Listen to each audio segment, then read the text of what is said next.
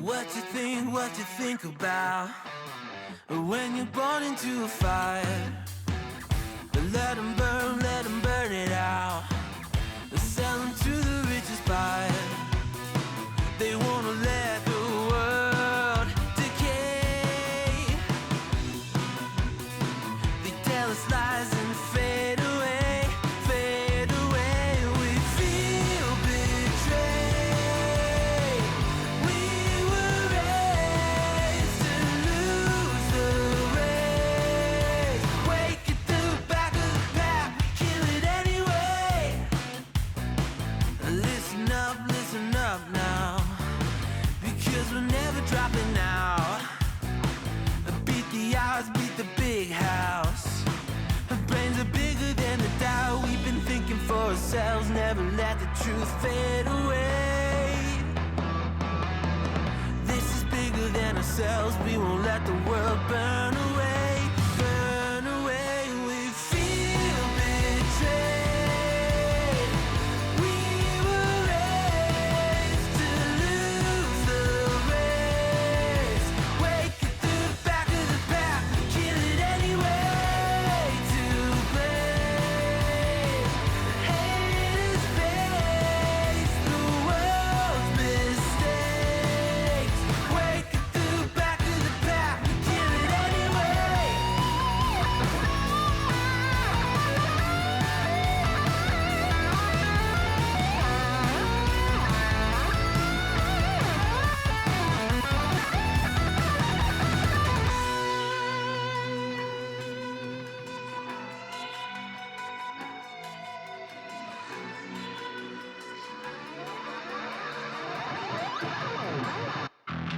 And we feel betrayed. We were raised to lose the race. Wake at the back of the pack, kill it anyway. To blame, haters face the world's mistakes. Wake at the back of the pack, kill it anyway.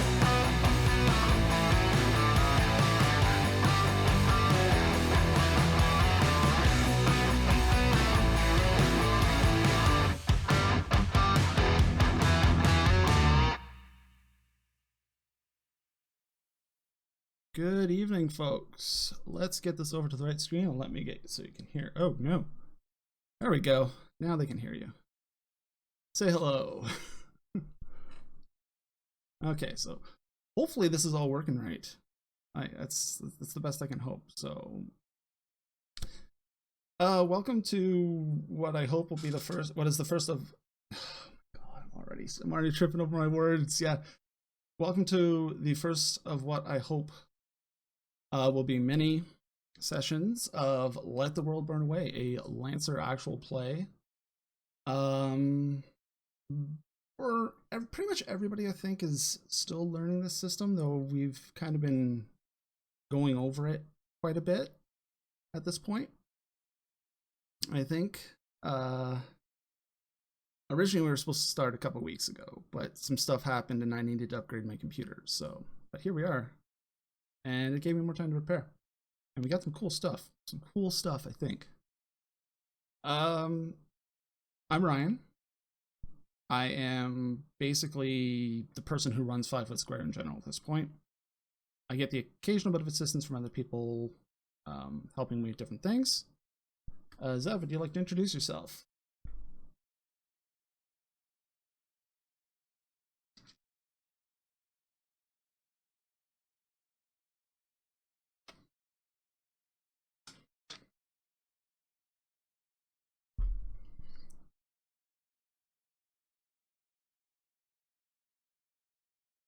You can't hear you. Can't hear him at all? It says I have desktop audio from him. Let me try. How about now? Why can you not hear Zev? I have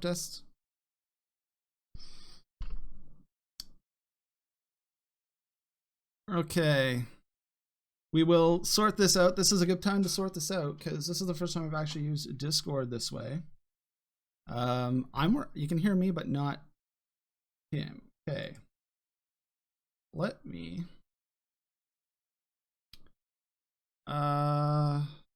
just double check which audio is the default device. Okay. How about now? Try now.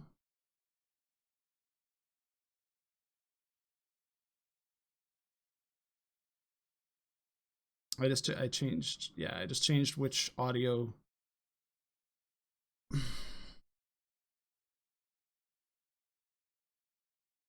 Okay, you know what? Let's just do this. Let's add another audio output capture.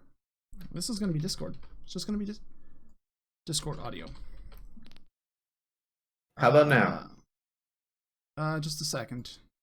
Okay. Okay, let's try that. 1, 2, 3. 1, 2, 3. How am I coming through, everyone? Okay, so I actually just need to turn you up. That's all. Okay. Okay. Up through the roof. Okay, is that better? Can you try talking again so I can see what the levels are like? Okay, how am I coming through, everyone? Am I good? Solid? Just need to turn you down just a little bit because you're peeking into the red, just like I do sometimes, but you're okay. Sweet. So do you want to go over that intro again since nobody apparently heard it the first time? Yeah. Okay. Hi, everyone. My name's Zev.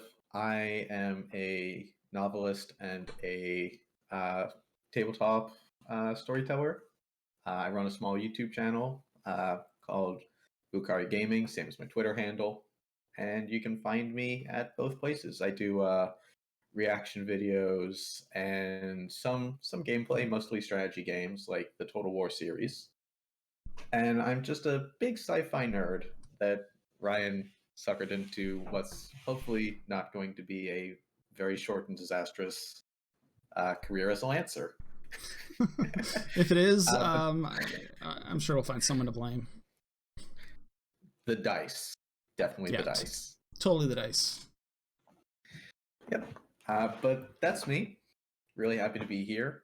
And really happy to be playing Mack.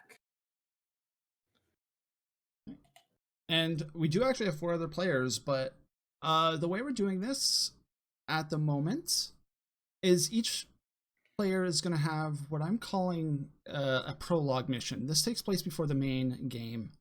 The first one is Mack, as Mack is the very first person to have joined the crew of the player's ship.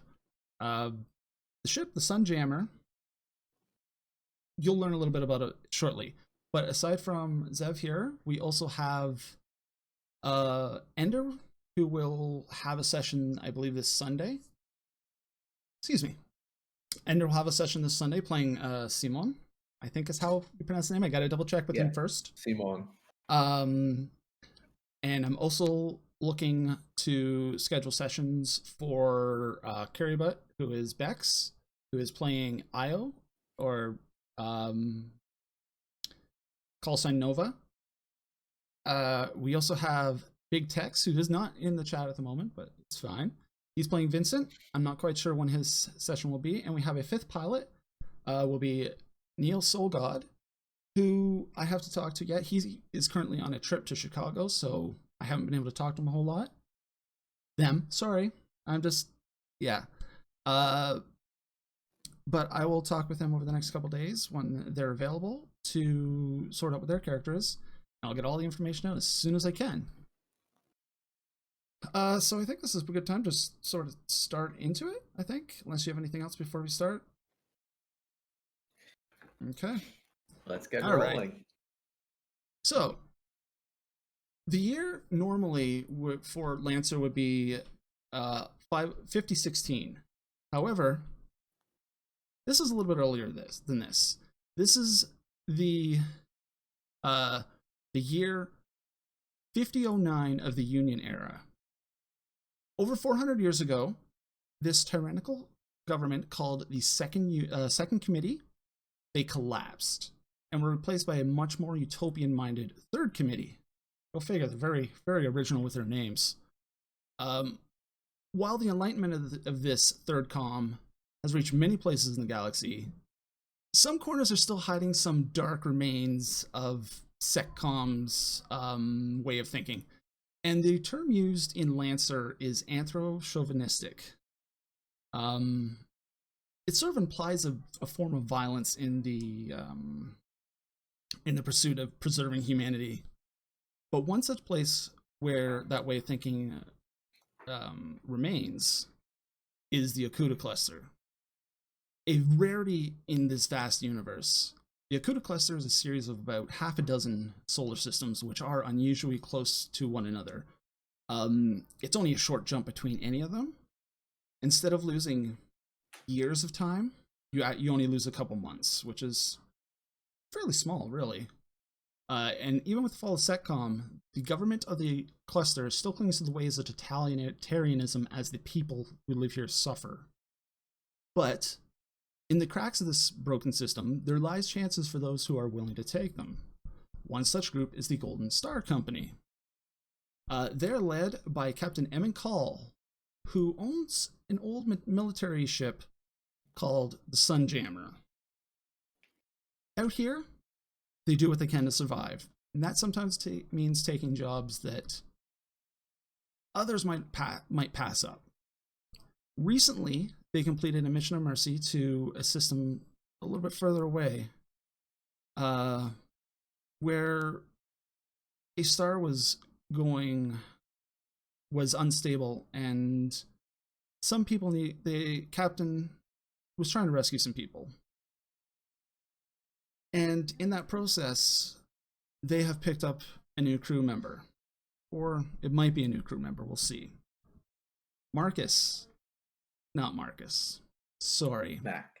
Mack. I'm mixing up with my NPCs already. Mack. The last thing you remember is that desperate rage overtaking you and passing out. You don't know how long it's been, but you're slowly coming to again, and you're in a much different place. A very calming music plays in the air, and there's a faint smell of spice.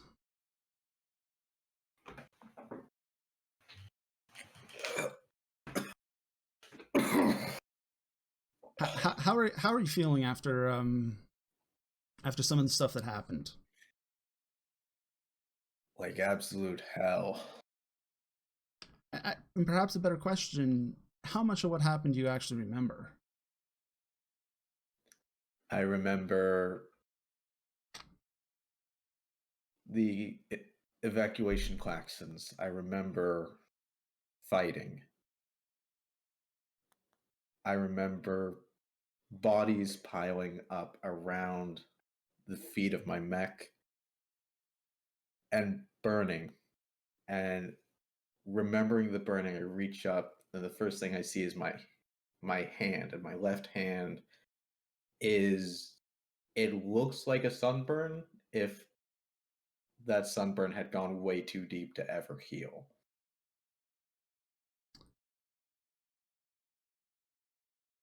And the same burned tissue is extending up past the neck, up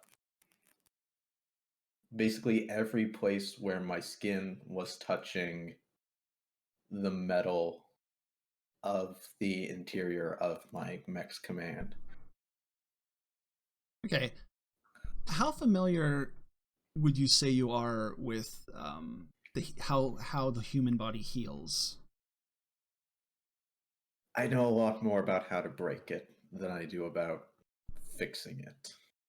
Okay, can you in that case, can you just give me a roll with 2 disadvantage? Okay. Yeah. We don't have the rolls on this particular screen. I didn't get that part set up. Just the default roll? Yeah, just the default roll, and when it says disadvantage, put 2 in. I'll make this a little bit easier to understand shortly. Okay. Excuse me. I should probably stop. Target number. Target number is just a 10. Okay. Okay. Mack, rolling an 11. You are able to tell that it's probably been a couple weeks at least since you sustained the wounds. It's it's considerably later than you think it should be, so clearly it was not the easiest time. Looking around, where am I? You are currently in a bunk in a rather darkened room. Yellowish orange light spills in from the hallway ahead of you. There's some gravity, maybe a little bit lighter than you're used to, at least not the gravity that you remember. This is definitely a spaceship of some sort.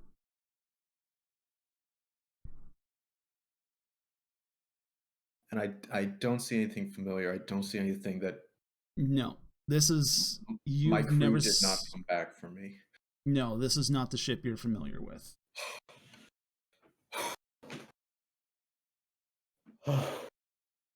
Okay, Mac.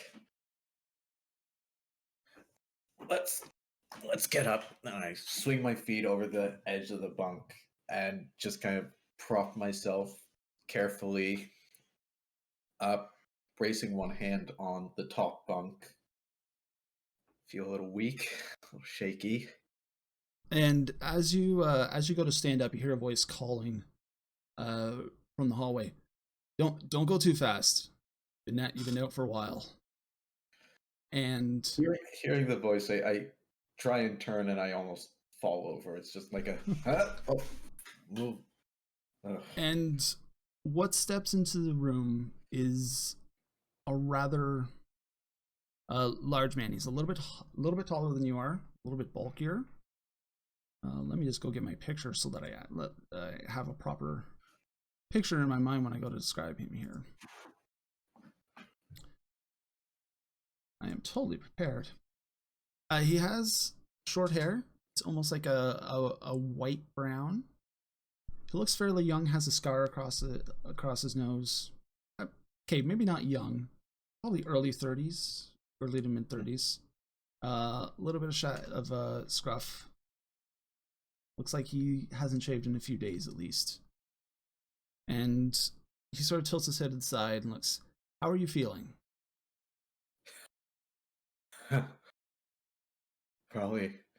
Probably like I look. What precisely is the last thing that you recall? I recall heat. Feeling heat. I would presume so, considering you have several third-degree burns that the auto docks were having difficulty healing.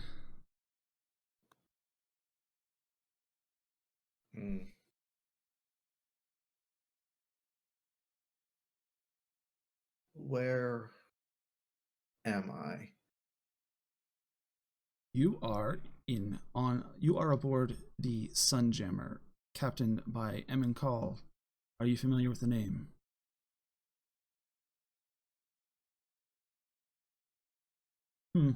I would figure as much. Do you think you can stand? Watch me. Do you need assistance? Piss off. I push myself away from the bunk and kind of. There's a little swaying, but I'm standing up, and you stay over there, big guy. Take one step. He stands passively watching you. Okay.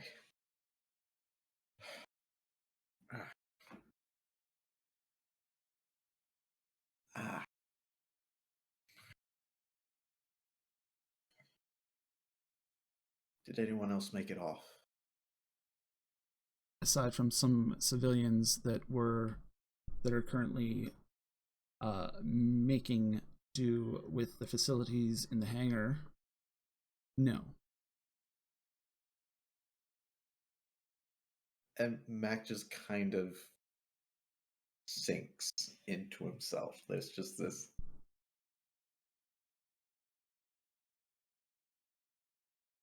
Is this a time where I should sympathize?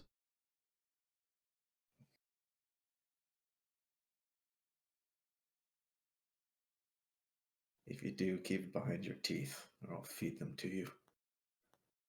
The tall man nods, and he gestures towards the hallway with a tilt of his head. Come on, Captain would like to speak to you now that you're awake.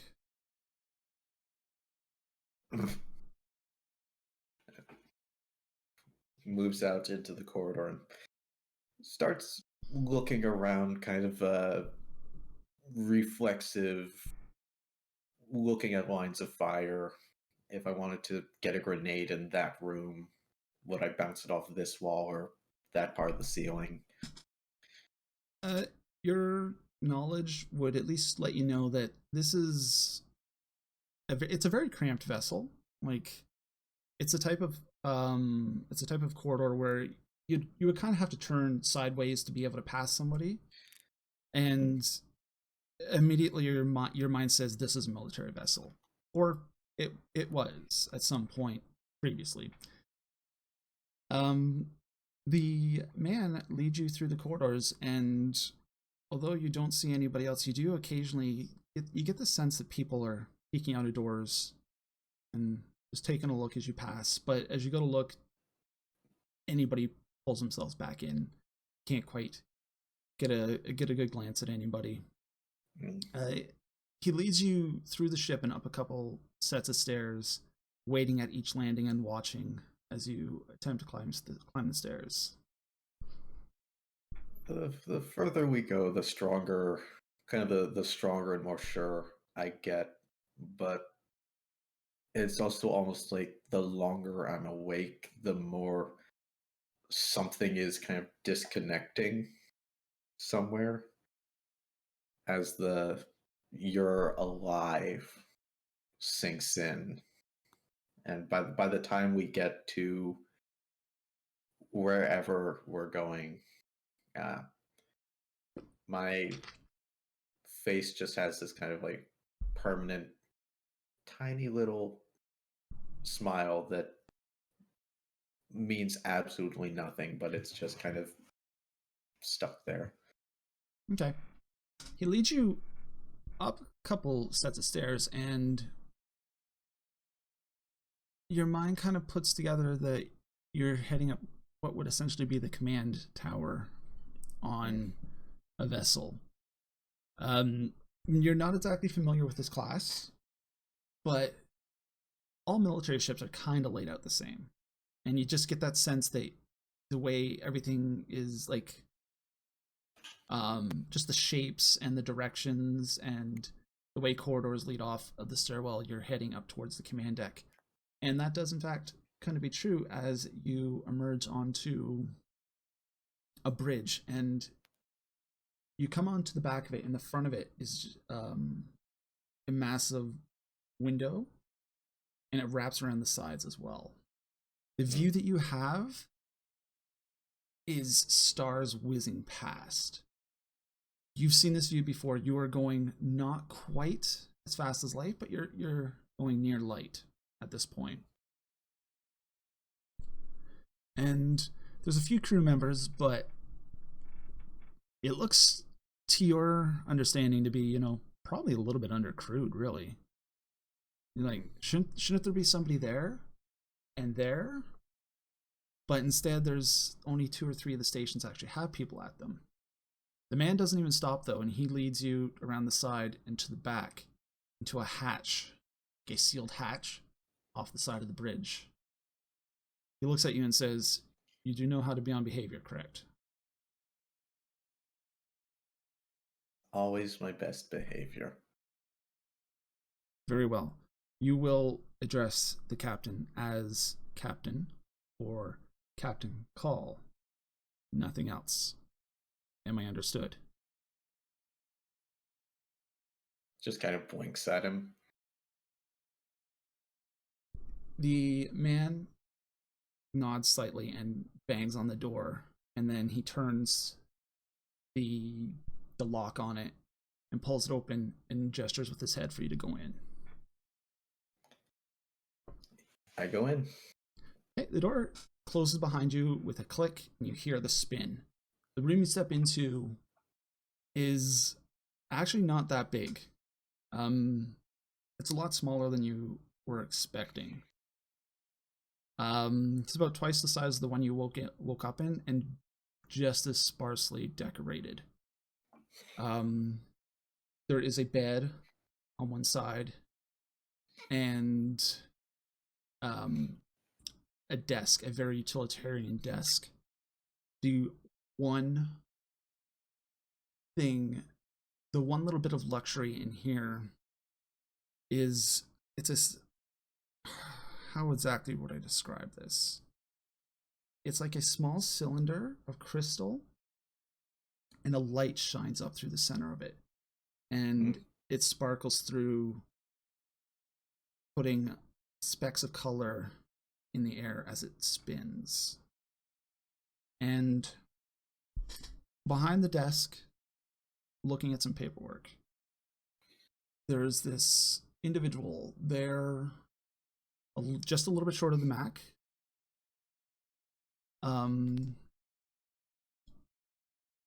It's hard to tell where exactly they might be from, or like of which origin. But they have like thick brown hair,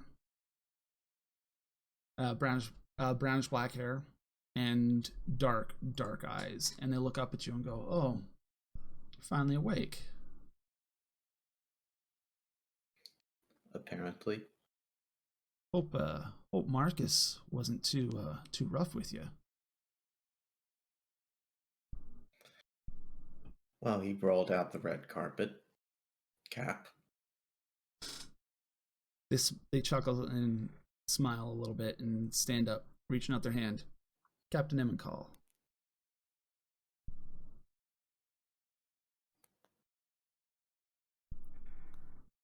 Mack.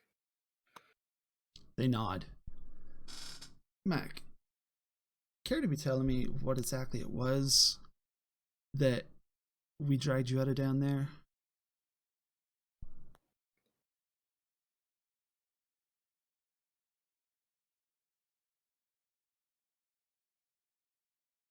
Job. That kind of thing, was it? Well, you might be pleased to know that we managed to pull a couple hundred people, at least, before we were forced to withdraw. Well, civilians, most like.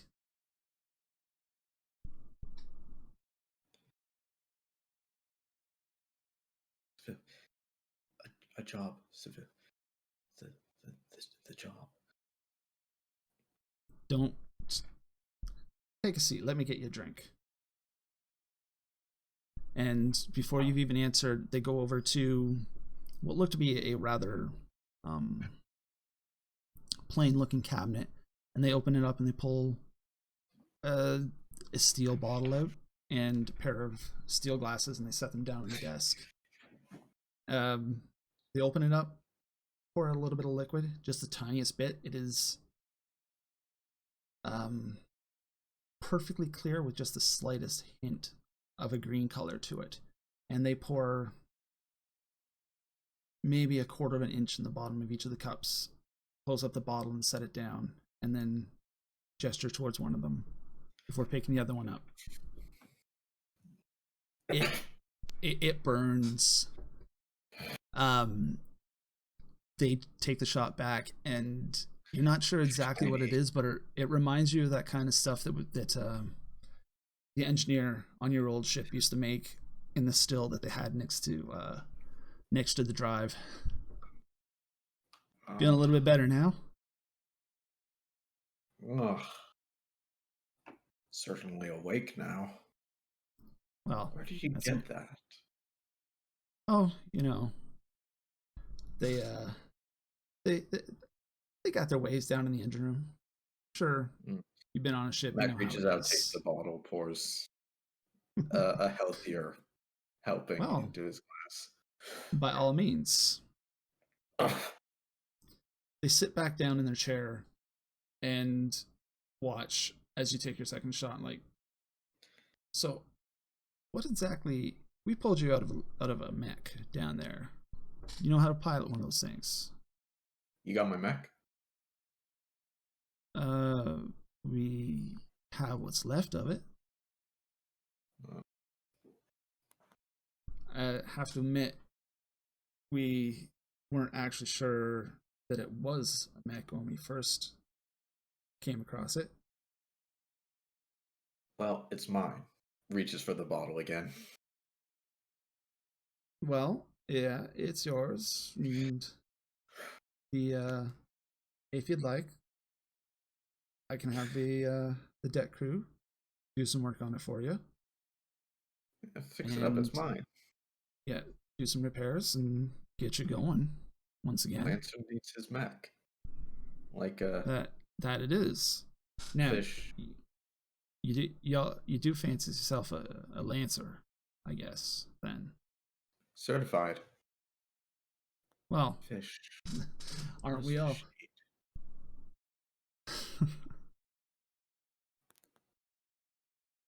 So, where are you when we're done here? Where are you wanting to be dropped off? I'd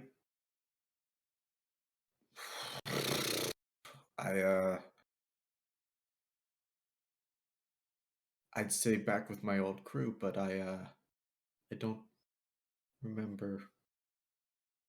I'm not quite sure how to put this, but there weren't no other ships. There was. I served on the I was assigned Lancer on with Son, by the time we arrived, there weren't no one else around. Oh. Now, I don't want to hit any sore points here, but that might mean you might be looking for some work.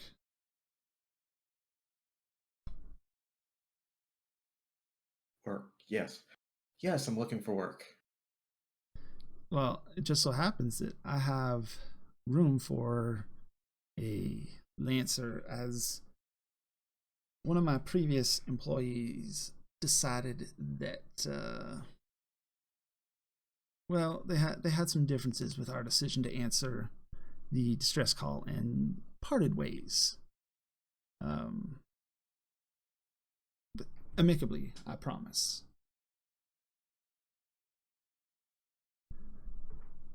Can't promise much in the way of pay. You have a bunk. Got a place to stay. 3 squares a day. Can't promise it'll be the best of food, but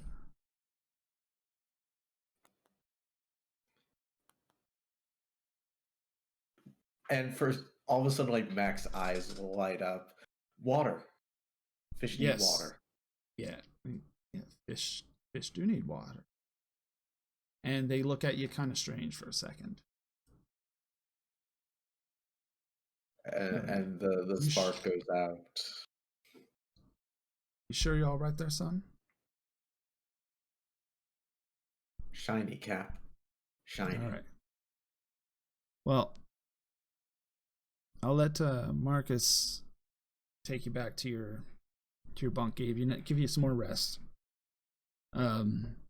First thing tomorrow. I'd like to see my mech. I'd like to see my mech. First thing tomorrow, we'll get you down to Javon, and she can show you around. And you can start doing some work, tuning it up. Get customizing one of the bays down there to your needing. You look like you could still use a little rest. Okay, Cap. And gets up and goes to grab the bottle, and obviously intending to take it with me. Just like, Yeah, and Captain Call doesn't say anything they just watch as you head to the door. And yeah,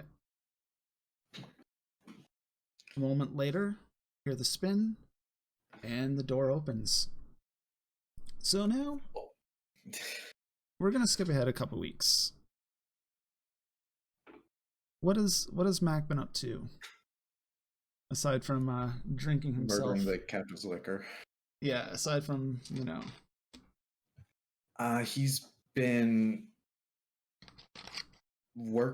he's been overseeing kind of the reconstruction of his mech, and by overseeing, it's mostly I've been sitting there watching the mechanic work, giving her the nickname Knuckles.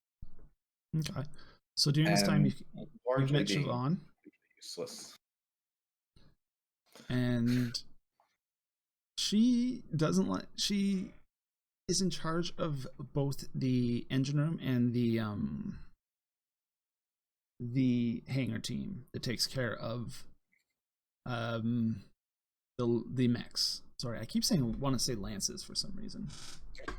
But they take care of the mechs down in the bay.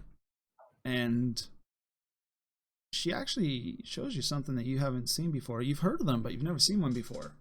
The industrial scale 3D printers that are used in a number of places to print parts for mechs and to replace them. This one looks like it's got a little bit of wear and tear, but it's very clearly military design. And something about this whole ship kind of sets you off. This looks like a military vessel, but the crew does not act like military at all. Excuse me.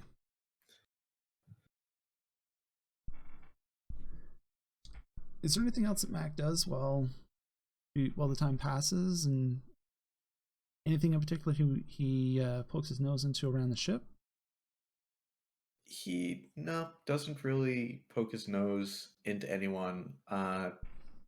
Mostly keeps to himself. Does hijack one of the smaller printers. And he prints out about 15 or so like little army figures. Doesn't tell anyone why he has them, but he prints them. The crew kind of look at you weird when you're doing this, but no one's stopping you because basically members of the Sunjammer kind of get to do what they want. Well, not what they want, but they have a little bit of a leeway, especially the Lancers. And during this time, you have learned that there's actually only one other Lancer on this ship, and that is the taller fellow who escorted you to the captain's quarters, Marcus, who a number of people call Marcus A94. And it seems odd to you that a person would have a letter and number designation. But anytime you've had a chance to actually think about it and possibly talk about it, Marcus just kind of walks away. And this is the kind of behavior Mack might be familiar with. Just, there are those things some people don't like to talk about. Mack, I think, has some of those as well. If he does, he honestly doesn't remember them very well. Okay. Because everything's kind of hazy, and not sure how much of that is the alcohol and how much is the trauma, but I ran out of alcohol a week in, so probably can't blame the booze. Okay. A little bit of both, but okay. The hangover's not helping. Yeah. So after a couple of weeks on board the Sunjammer, you've learned your way around for the most part. People have kind of accepted you there, and they've stopped giving you those looks of like, hey, this is a new person. The ship actually docks at a space station to offload the civilians that they had on board, who for the most part stuck to themselves. In fact, they seemed a little fearful of you. Not sure why. I was there to get you off world. Yeah, for the most part, they stuck to themselves, and the crew were pretty much willing to let them stay that way. But they depart at the station. Captain doesn't give anybody permission to leave the ship, as they intend to only stay a short time before they depart. And depart you do. And something seems odd to you, like there's a tension that starts to spread among the crew.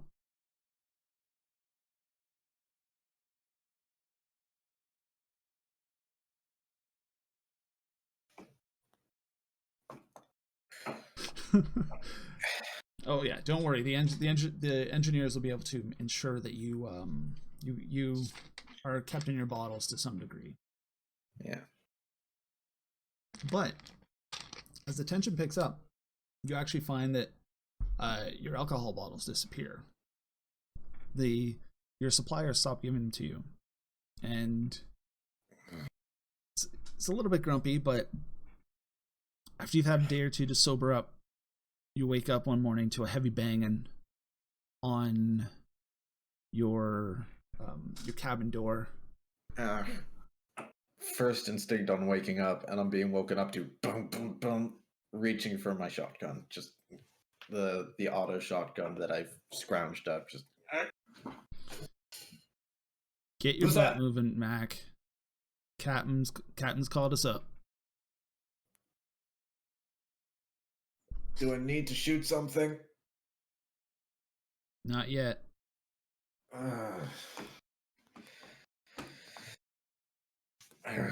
Yeah. And you open the door once again, and there is Marcus 894. He has what might be the first time you've seen anything resembling a smile on his face. And this is an oddity to you, because every time you have seen him so far, he has been a dour man. Like, he finds no joy in anything. But for the first time, he seems like maybe, just maybe, he's found something in life to enjoy. Did you murder a small puppy, Marks? He gives a little bit wider smile and says, "Just you wait, boy." And he leads you through the ship to the very, very front tip of it, where this is a section of the ship you haven't yet been in. But from what you've told, what you can understand, you are right above the primary launch deck for the mechs at this point. And he opens the door and leads you into this room. In the room, there is a circular computer display that projects holographic images above it. And standing around it are Captain Call and the engineer Siobhan, who you've met a few times by this point. She's the one who's been ensuring you've gotten all the parts you needed for your mech, and occasionally slipping you a few bottles of alcohol. And yeah. And the captain looks up as you enter and goes, "Finally, it's time." What time is it, Cap? Wait. And starts looking for like a timepiece. Like, Captain chuckles a little bit and nods to the display and says, "Time to put you to work." Oh. Hope you're as good as you say you are in that thing.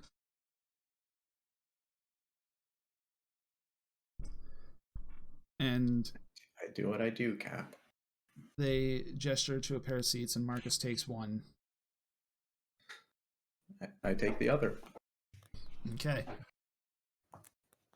Immediately, they press a couple buttons, and a holographic picture of a man comes up. It's sort of staticky and fuzzy. Let me see if I can. Let me get the. Where is the search function on this thing?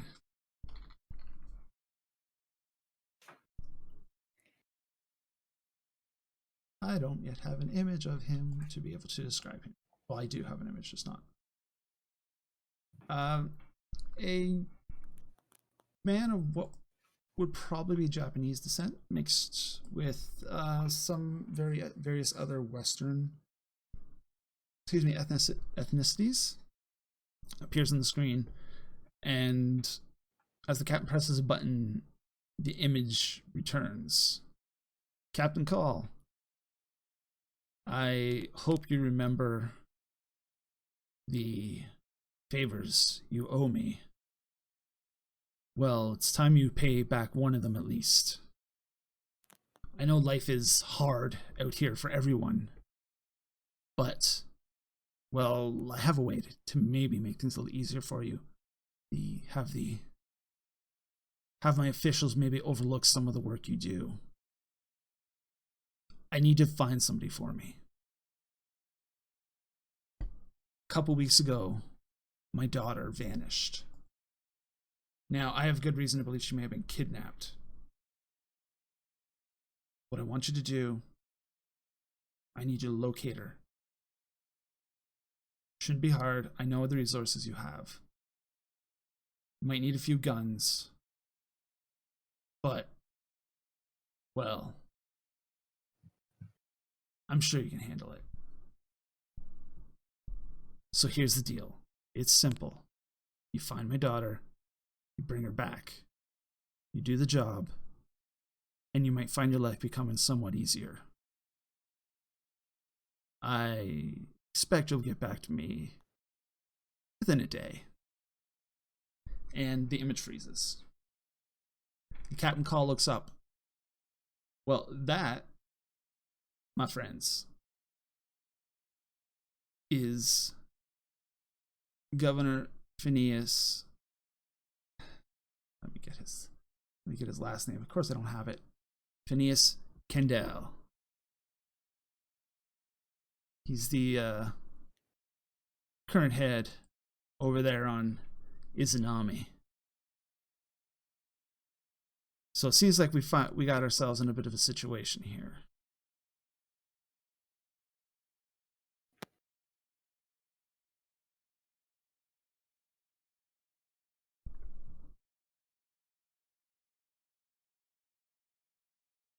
Seems like a him problem.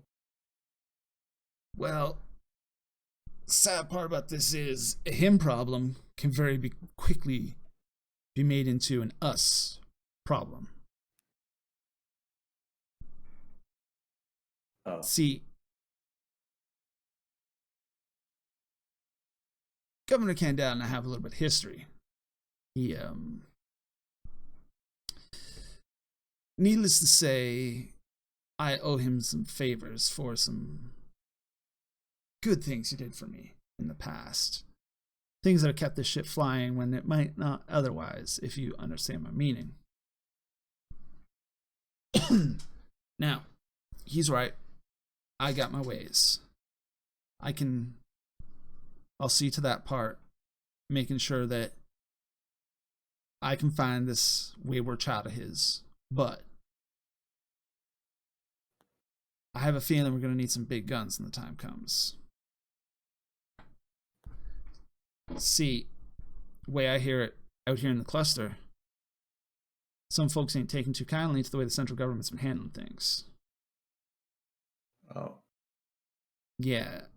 Them folks might have acquired themselves some secondhand merchandise, such as the Sunjammer here. And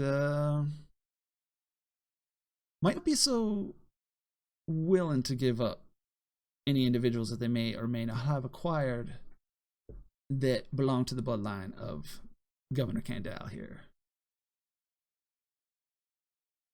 And Marcus sort of looks over and he goes, they're saying they need us to go blow some shit up, as the vernacular says.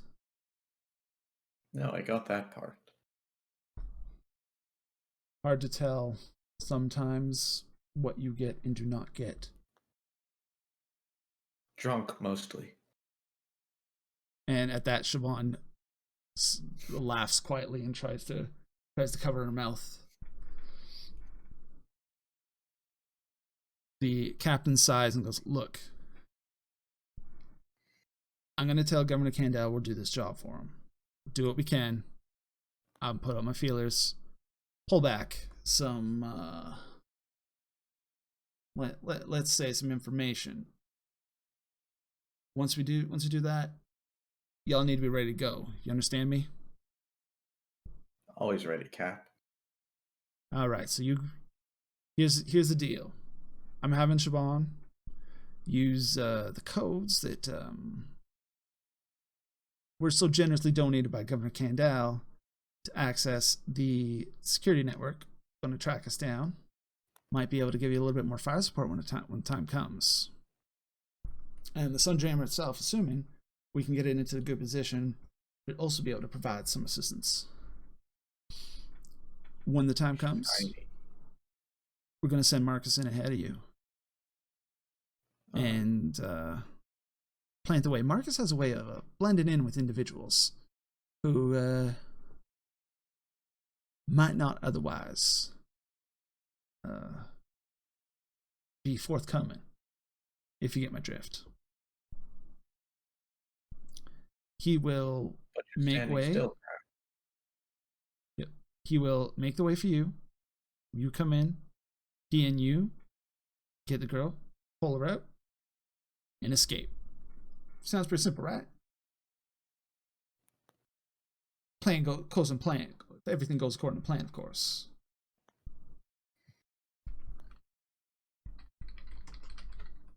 Sure.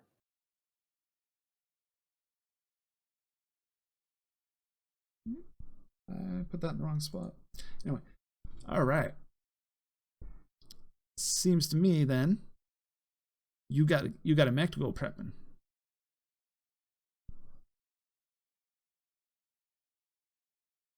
Shiny, Cap. And Mac, I push myself back to my feet. Never occurs to me to salute or give any salutation. Just turns around and walks out. And you get a little bit down the hallway, and you hear Siobhan calling from behind. Says, "Hey, wait, Mac, just a second." Knuckles. She gives a little growl, and you see that Marcus is with her as well. She looks at him in the back of you and says, "Look, here's the thing. I'm gonna send Marcus in with a little bit of What's that? There's a thing? Yeah, well, okay. Yeah, there's a thing. I have a thing that I'm gonna send Marcus with when he goes in. You know how it works, right? We'll get you another bottle. But see, we have toolkits that will help, but Marcus and I can't quite agree on how to use them. See, I think that we should use the tools we have to throw off the launch system on any mechs they might have down there. Give you guys a little bit more time to get away before they chase after you. Marcus, on the other hand, and at this point, he smiles and cuts in and goes, "I have a much better plan. You plant bombs on the mechs. When they launch, they detonate. Might not destroy them entirely, but make them so much easier to destroy." And Siobhan nods her head and shrugs a little bit and just like, "So clearly we can't quite agree on how we should proceed. So what do you think?" How do you get bombs on their mechs? Because I don't want you putting a bomb on my mech. Oh no. Marcus is going ahead of you and make sure that things aren't as difficult for when the time comes to get the girl out. Oh. I like explosions. I liked explosions. Marcus nods. Explosives. Are there still explosives attached to my mech? No bombs. No bombs attached to your stuff. Trust me. Only bomb you're getting might be in a drink. You know, the ones that explode in your mouth, those taste so good. Yeah, the ones you've been refusing to. Hey, where's my alcohol? I haven't had a drink in a week. Captain wanted you sober because they had this feeling. I am there's a job sober. coming Look on. at me. Look, you come back. I'll make sure you get another bottle. When I come okay? back, Can't risk having a bottle break and get spilled in your system and your mech give systems. me one of those impact bottles. Okay, I'll see what I can do. Okay. Knuckles. I You've will been see torturing what me for a week. I will see what I can do. Look, you've been drinking three-quarters of what we're producing down there a week. I need 3/4 of what you're producing. Give me my damn drink.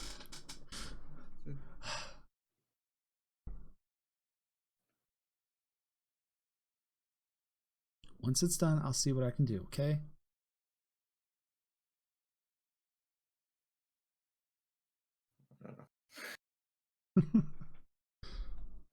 Mac just kind of, I just kind of peter out of like the outrage just kind of goes. Ooh,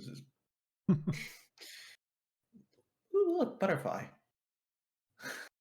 And Marcus looks after you again. So, bombs, right? Blowing the things up. Yes. Excellent. I'll make What are sure we to blowing up?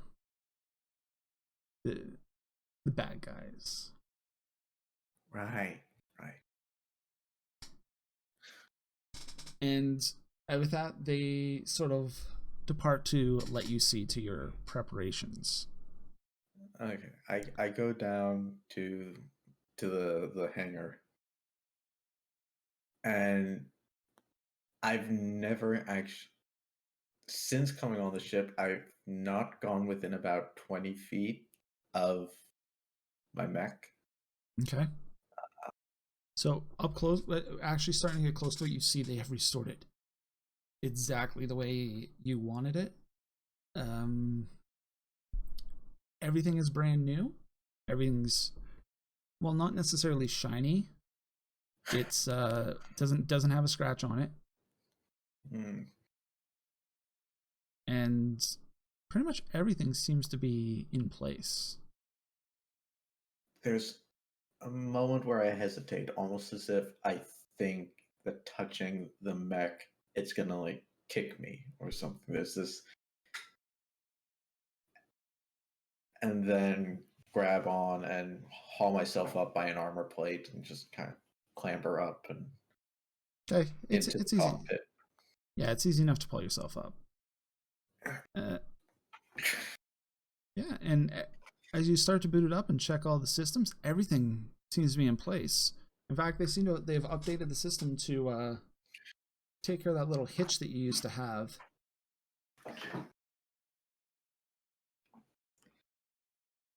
It looks like they even replaced the extra plating around the joints to help you not to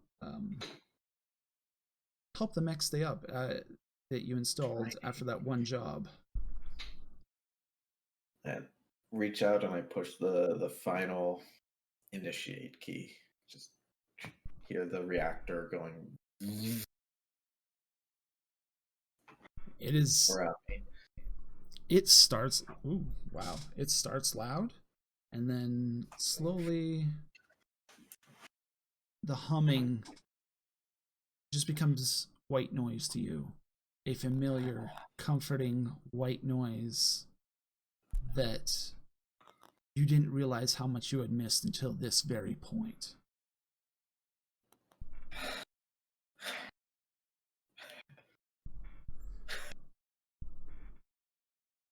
So, Mack, while you're starting up your mech, why don't you take a moment and walk us through the systems that you've elected to equip and the customizations you've made to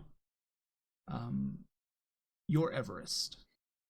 Okay, we'll start on the systemic level. Uh, there's the armor plating around the joints. There's a custom paint job, which I didn't do myself because I've been scared to come anywhere near my Mack. But I basically yelled advice and guidance at Knuckles. It's not quite the way you'd like it, but it's But it's as good as it's basically as good as you can get, considering you described what you wanted to somebody else, and then they had to interpret your semi-drunk ramblings. Yeah, there's a little trick that I learned from. I'm not sure who I learned it from.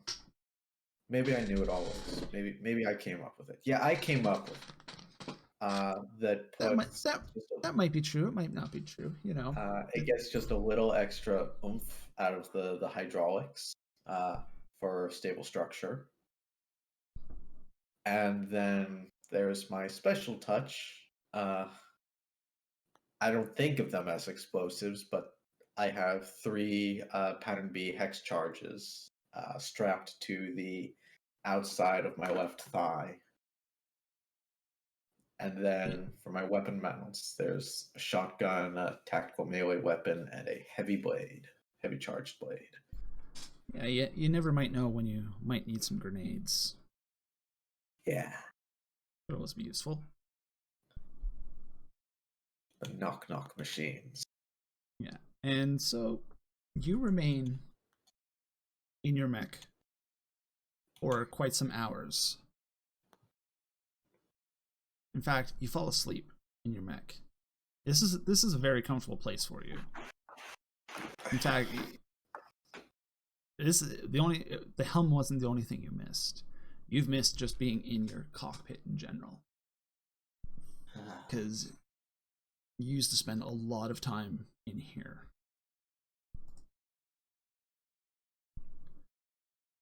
And you're woken quite some time later to beeping. Kind of reach out and still kind of half awake. My hand just knows comms activation key is right here. What? The voice of Siobhan crackles on and says, "Captain's found something." Great. Okay, I'm awake. We're feeding you tactical data that we're picked up off the satellite network. Give you a bit of an idea what it is you're walking into. Okay. Let me just.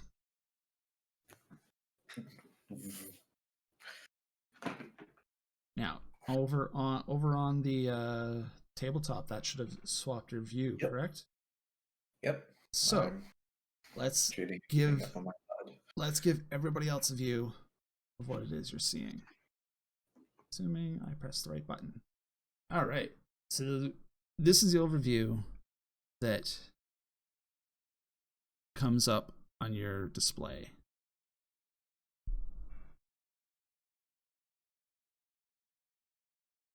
The little bits of data start to scroll up, pointing out potential information that could be of use. Points out shapes that it recognizes as heat signatures, and then it flickers around, tracking down an unknown number of heat sources within the larger building. And Siobhan looks at you and says, "Okay, you get all that?"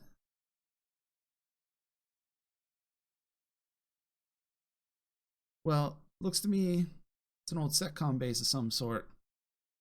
Not a standard pattern, so it looks like it's been modified somewhat. It's a drop pad here. Not quite sure what it is they dropping, but doesn't look like there's been anything for a while. From what I understand, hangar bays in the south, western exit. might be converted here. It's hard to tell from orbit without getting a better look.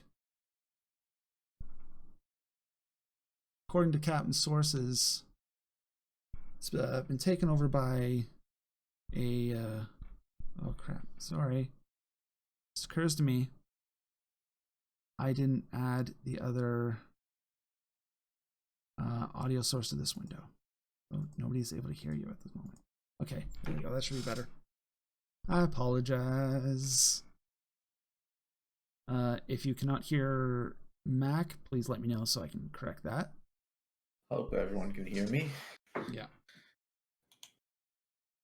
Yeah, looks to be an old SETCOM base, and according to the Captain sources, it's been taken over by an organization called themselves the Necrosurtes.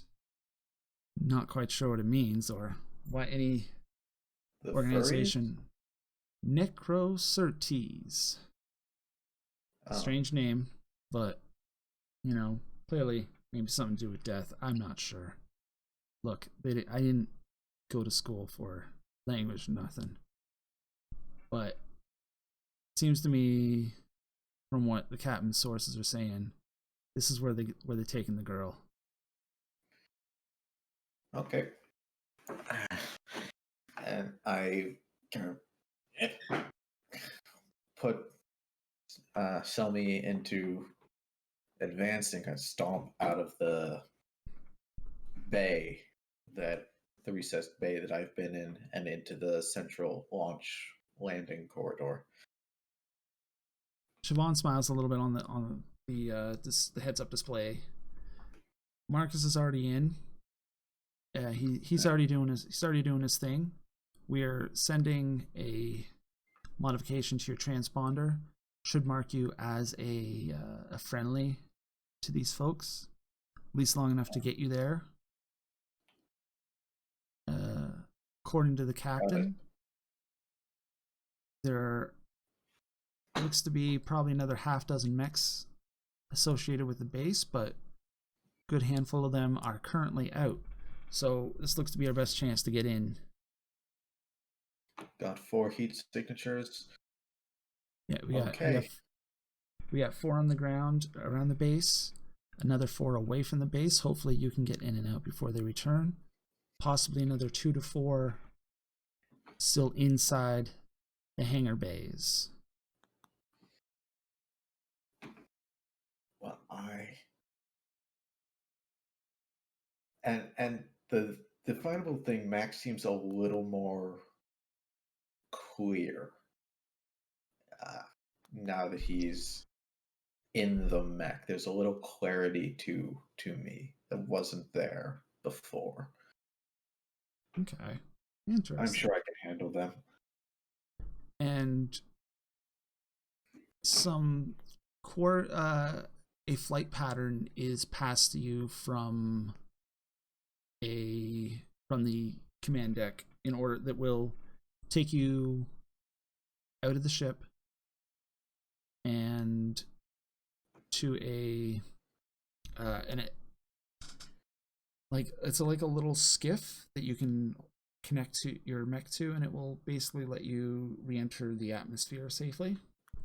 Since you don't have any full-blown flight systems, it'll put you the pre-programmed flight path will put you somewhere south of the facility.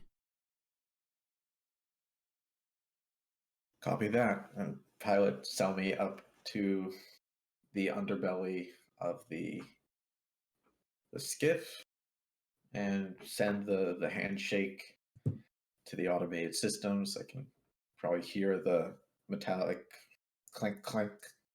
Yeah, Selmy shakes violently as everything locks into place, and you feel a weight coming up and away from your you feel the mech rising up away from the ship, and then gravity disappearing as you vanish out into the out into space. And the descent to the planet's surface is harrowing, but it's something you're very very familiar with. Like, it feels almost like your mech is ready to fall apart, but you've come to rely on it, and from what you've seen so far, the crew of the Sunjammer have done a good job putting it back together. Hasn't failed me yet. The entire descent takes about 15 minutes, which is a good deal faster than you're familiar with. Seems like they have slightly better equipment than you previously had access to. And you're... Let's see, let me go get the right icon. And you end up deployed down here. Just down at the very edge of the map. Okay. So, you have not yet officially entered into a combat state. You are currently being treated as a friendly by the forces here. Okay.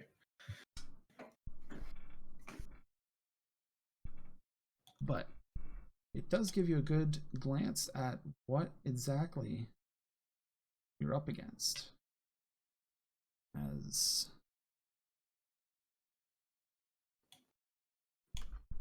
this is roughly what you see as you land. Okay. You had to move a little bit to get here, but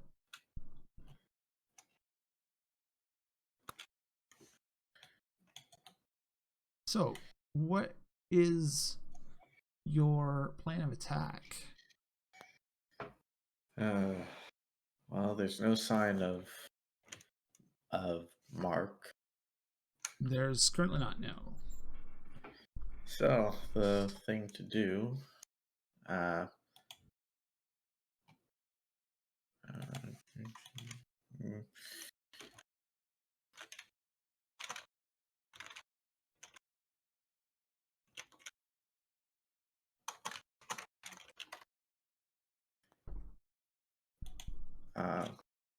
I'm gonna play casual.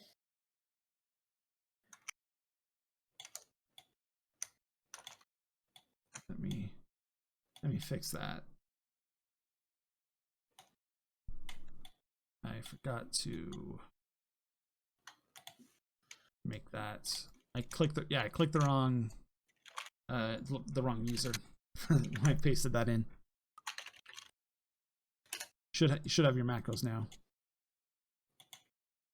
Yep, there we go. Yep. Should be able to move too. There we go. Yeah, I had it set so that the account that monitors for the stream was the owner. I'm just gonna basically make my way up. And as you start to get closer, you receive a burst transmission for asking basically the equivalent of, "Hey, who's there?"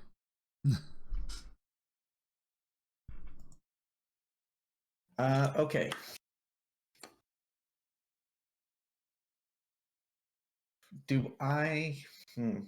Is there some kind of universal signal in Lancer, either in just kind of staccato burst or mech kind of body language for comms failure? One would assume that there would be, because it's probably somewhat common to either for comms to either be jammed or for something on a mech to be damaged. Okay. I'm going to kind of bring the hand that's furthest away from the clip of my weapons and just kind of with my thumb tap the side of my mech's head in a radio non-functional signal. Okay. I'm going to use that to get just a tiny bit closer. All right, so can you give me a skill check on that with a just a straight skill check. Okay. No advantage, no disadvantage. Okay. A target of 10. I gotta keep remembering. It should be a target of 10 unless I tell you otherwise. Oh no.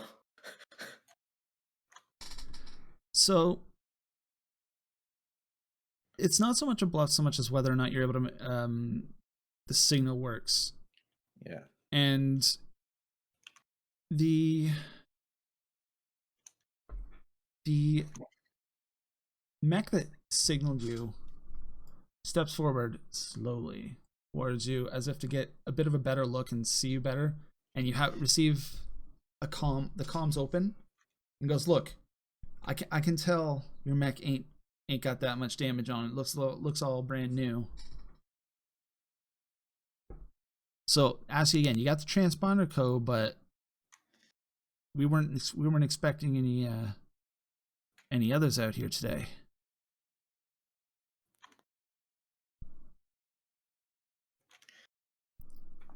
There's been a change of plans. What kind of change of plans? Okay. Wait, no, think. No. How much would Mac think? Huh? We need to move the girl. There's a pause, and then I'm gonna have to radio into base and check. You want to spend that time? He gives an exasperated sigh that clearly indicates he doesn't. And he does it. You hear your computer register that he's pinged your transponder code once again. He goes, all right, look. You've got the codes. Yeah, go ahead. You can. I'll let the boys up base deal with you. Within the mech, I just kind of big, toothy, kind of predatory. Great, thanks.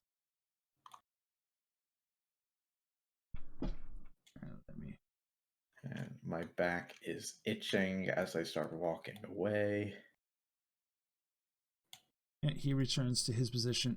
I guess I gotta switch to the right window too.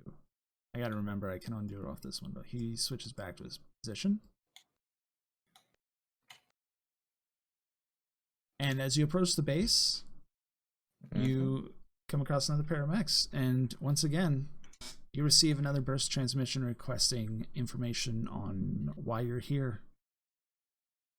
Change of plans, move the girl. Which base should I land in? Okay, so this is going to be another skill check for bluffing, but I'm gonna put there will be a consequence here, like a stake. Basically, if you fail the roll, you will be able to get through, but it's gonna they will radio for reinforcements and inform the base commander, who will a little confused make some calls up the chain, which might reduce the amount of time you have to to complete your task here. Okay, so same situation, no difficulty, no accuracy, target number 10. Yeah. Which is pretty usual. Yeah.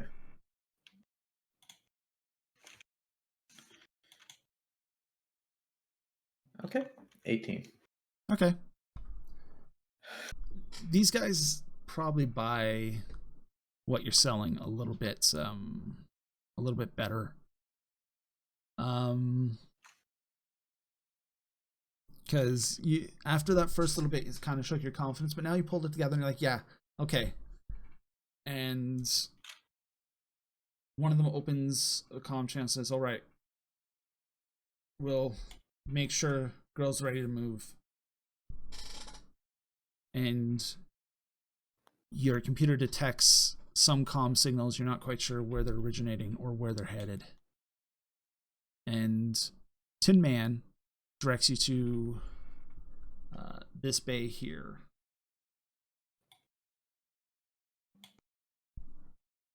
I just radio back. Thanks, Tin Man. Appreciate it. Let's get this sorted out.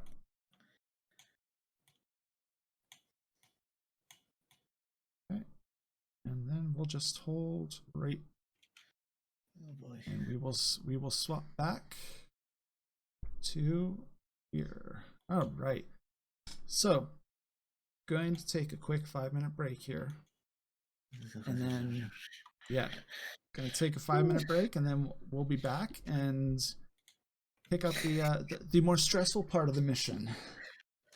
Stress? Nah, it's So, fun. It is totally fun. All right, we'll see you kind folks in about 5 minutes.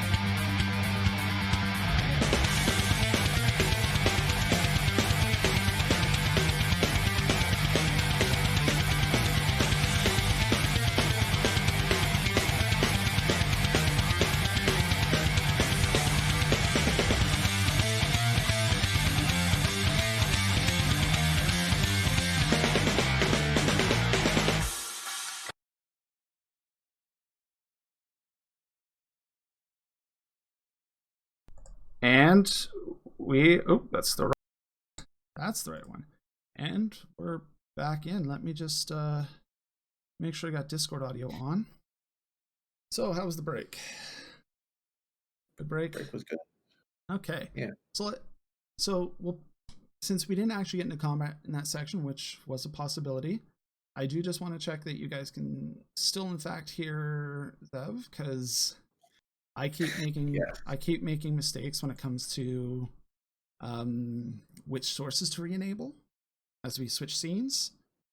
Yeah, oh god! hopefully we can all... No, sorry, Nightbot. sorry, Neo. Nightbot is overzealous, and I haven't fixed it yet. That's awesome, Tex. Let me get you sorted out there, Neo. I'm just adding a bunch of people to my regulars list. Basically how I handle it. I apologize for that, Nightbot. As you may or may not know, it's a little bit overzealous. So to recap where we left off, essentially, Mack has been deployed to rescue a governor's daughter. And it's just so far it's gone okay. Well enough. Yeah, it was only 5 seconds. It's only a 5-second timeout. I have added them to the regular list, so Nightbot will no longer time me out. I will not be able to turn down the settings on Nightbot at the moment because that requires more focus than I have, but I will work on turning those down for next time. I promise. And my pointer was over my camera that entire time. Oh well. So yeah. Poor Neo. Okay, so let's resume where we were. Mack, you pull into the bay, and in there with you are 3 other mechs. This is your first glance at them. One of them you recognize immediately. It is the mech that has sat across from yours on the Sunjammer deck for weeks now. It has been repainted so that the top of it is black, fading down to red, to match the other 2 mechs that are here. One is like a turret on top of tracks. Looks a bit more like a tank than a mech, but you recognize the individual parts of different mechs that make up this. The other is more standard style mech. You don't quite recognize the components on it, but you do recognize the array on its backpack that is designed to transmit and interfere with other mechs around it. And as you pull up your mech, you actually see Marcus is leaning against his mech down below. Is there anyone else in here except Marcus? Not at the moment, no. Well, no one's paying any real attention. There's a small crew doing some work, but they're busy with the treaded mech. Okay. So my next question, before I open a radio to Marcus, is there a place where I could kind of use the contents of the hangar to obscure myself and the mech with the backpack?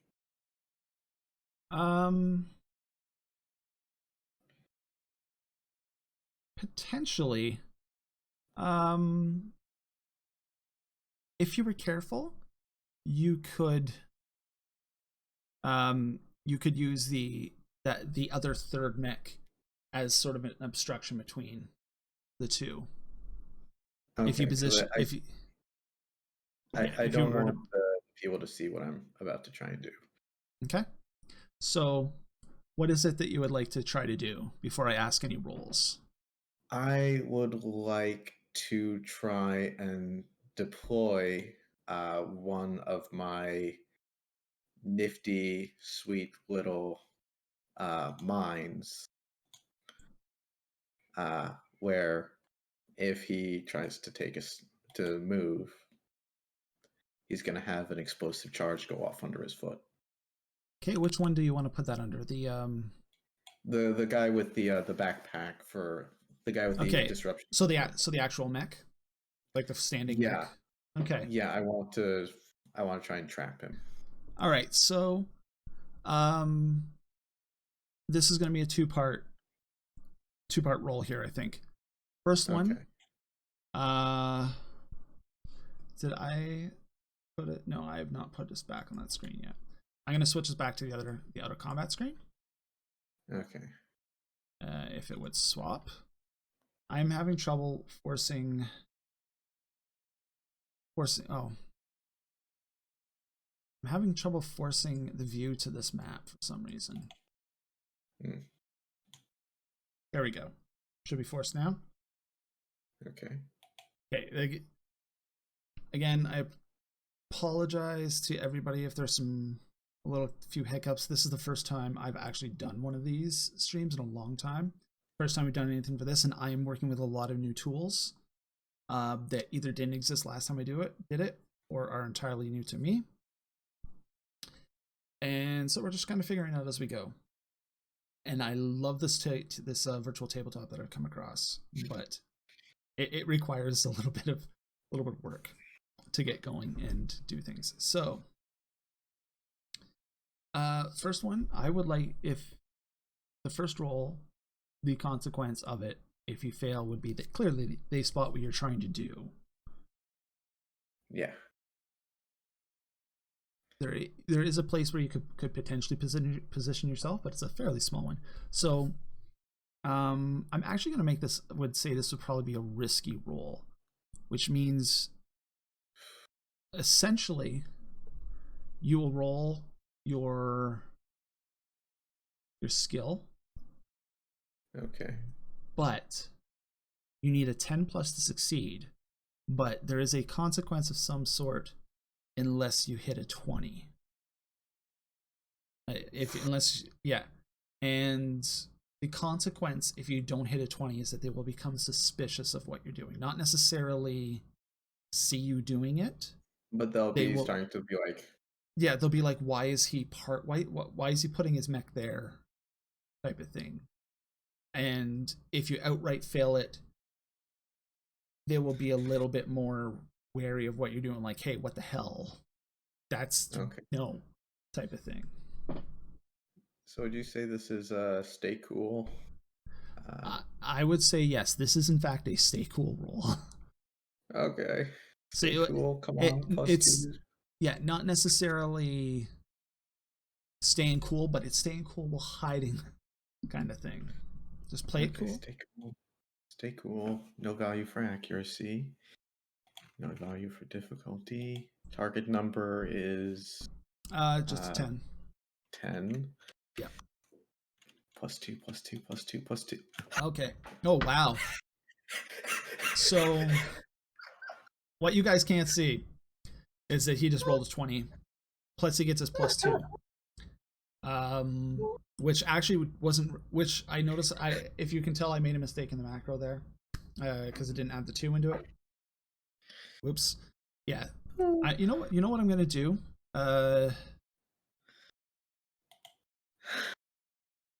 Let me actually add that. I will fix it a little bit later, but the window capture. I'll add this.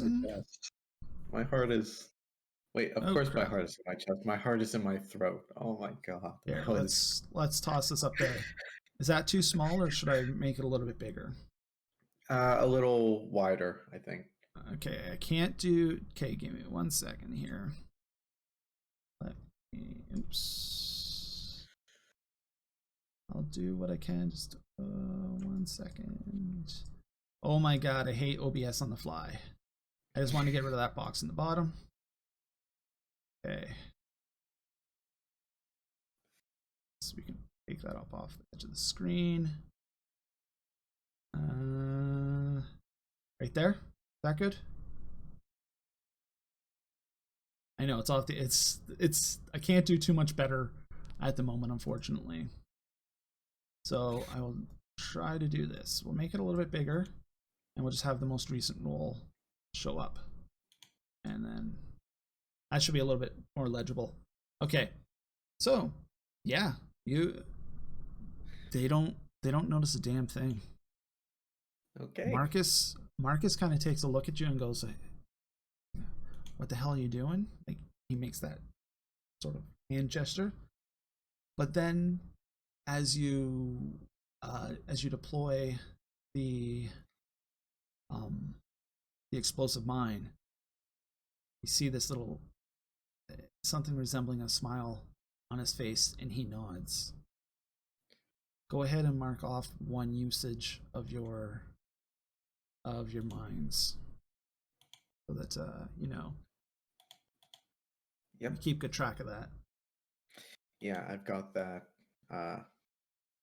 I don't have the it up right now, but I just scratched one off on Okay. ComCon. Yeah, that's actually one thing I do not have tracked at the moment.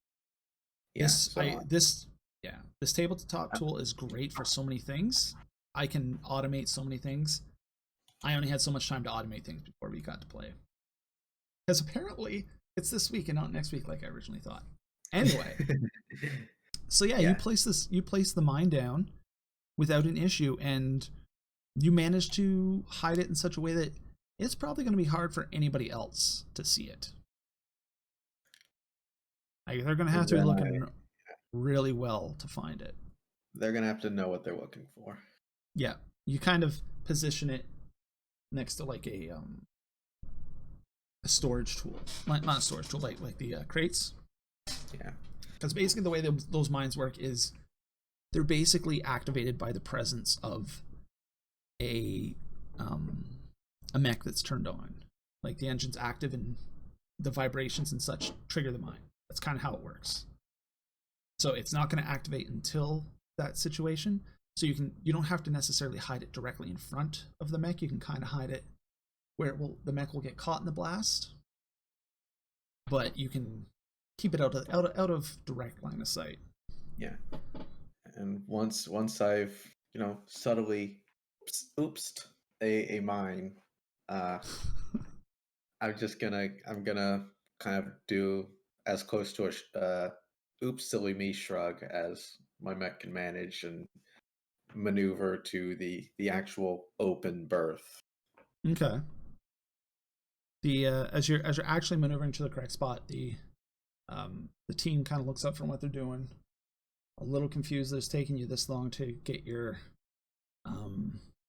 mech into the right spot, but they don't seem to care. What you actually notice now that they're doing is they're actually having some drinks and playing dice. Okay. They're just using the mech to kind of hide behind out of the line of sight of anybody else. Any officers who might walk in. Yeah. Okay. No sign of the girl. Not yet. So far, you're just in the bay, the hangar base.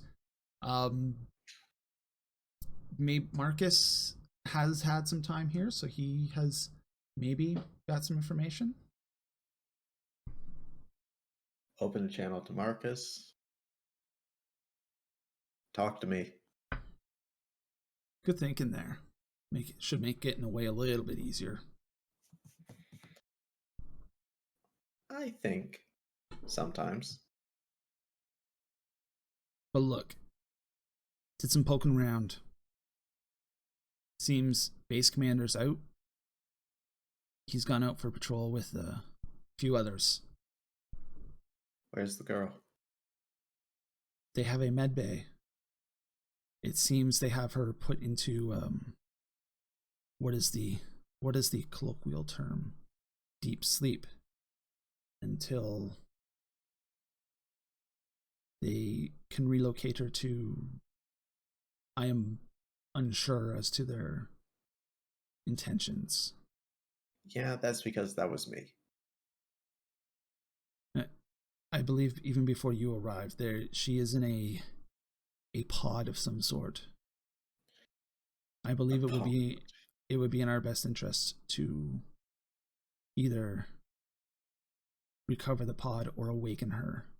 Though awakening her before we leave may draw some suspicious glances. Do you as we want depart. to babysit a civilian? Truthfully, it would be more to our benefit, I believe, to leave the girl asleep until we withdraw. Are they bringing her? Not as far as I am so far aware. Do I still have the comms tag from Tin Man? What do you mean by that? Like, could I call back out to Tin Man? Yeah, you are able to communicate with any mechs that are within range. Okay, I'm gonna reach up. Where's the girl? Time's wasting. We put in a call. They should be prepping, but you might have to go down and give them a hand. We're running short, what with everybody being shipped out and Running everything. short. This is important, isn't it? Tell them to get their ass off. I've got a number of people just sitting here playing cards. Hey, and I'm gonna... Look, that's a little bit above my pay grade. I'm just out here. I do my thing out here. I do what I'm paid to do. A little creativity can help you go far. I'm going to cut the signal to him. I'm going to kick on my external speakers. Turn the volume up. We're on a timetable here. Do you think one of you guys could stop playing cards and go get the damn girl? Okay, so this is going to be a take control roll. Okay. Taking control of the situation. The before you roll though, Yes. the consequences will be probably not too severe. Basically, either you get them to help to get you to do. Yeah, I know. Or they tell me to do it myself. Yeah. Those are basically your two. What's going to happen? Either they're going to ignore you, or they're going to hop up. Okay. Unfortunately, there's an audio desync apparently.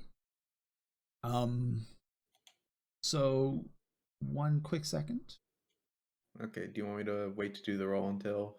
Or... Oh, no, it's fine. You can do it. I'm just going to turn off my camera and turn it back on. Because it's usually my camera that desyncs. And yes, 12. there will be a very slight possible desync. So a 12. So yes, 10 is good. They sort of snap to attention. Oh wait, 14. It's 14. Oh yeah, +2. Well, 12 is enough. Basically, if the number's green to start with, it's good. But they snap to attention and pick up, and some of them argue amongst themselves and step forward and be like, look, we're just mechanics. We don't have clearance to operate down in the bay. You should ask forgiveness and permission. At least one of you go. We need somebody to come down with clearance, or else they're not going to let us in. Aren't there medics in there? You tell them that this comes right from the top. We're running out of time. We have to move the girl yesterday. Let's go. I'm not gonna lose my job over this. You're gonna look. One of you guys. We're all gonna burn if we don't. Marcus, go with them. He looks up and frowns at you. Tick tock. Let's go.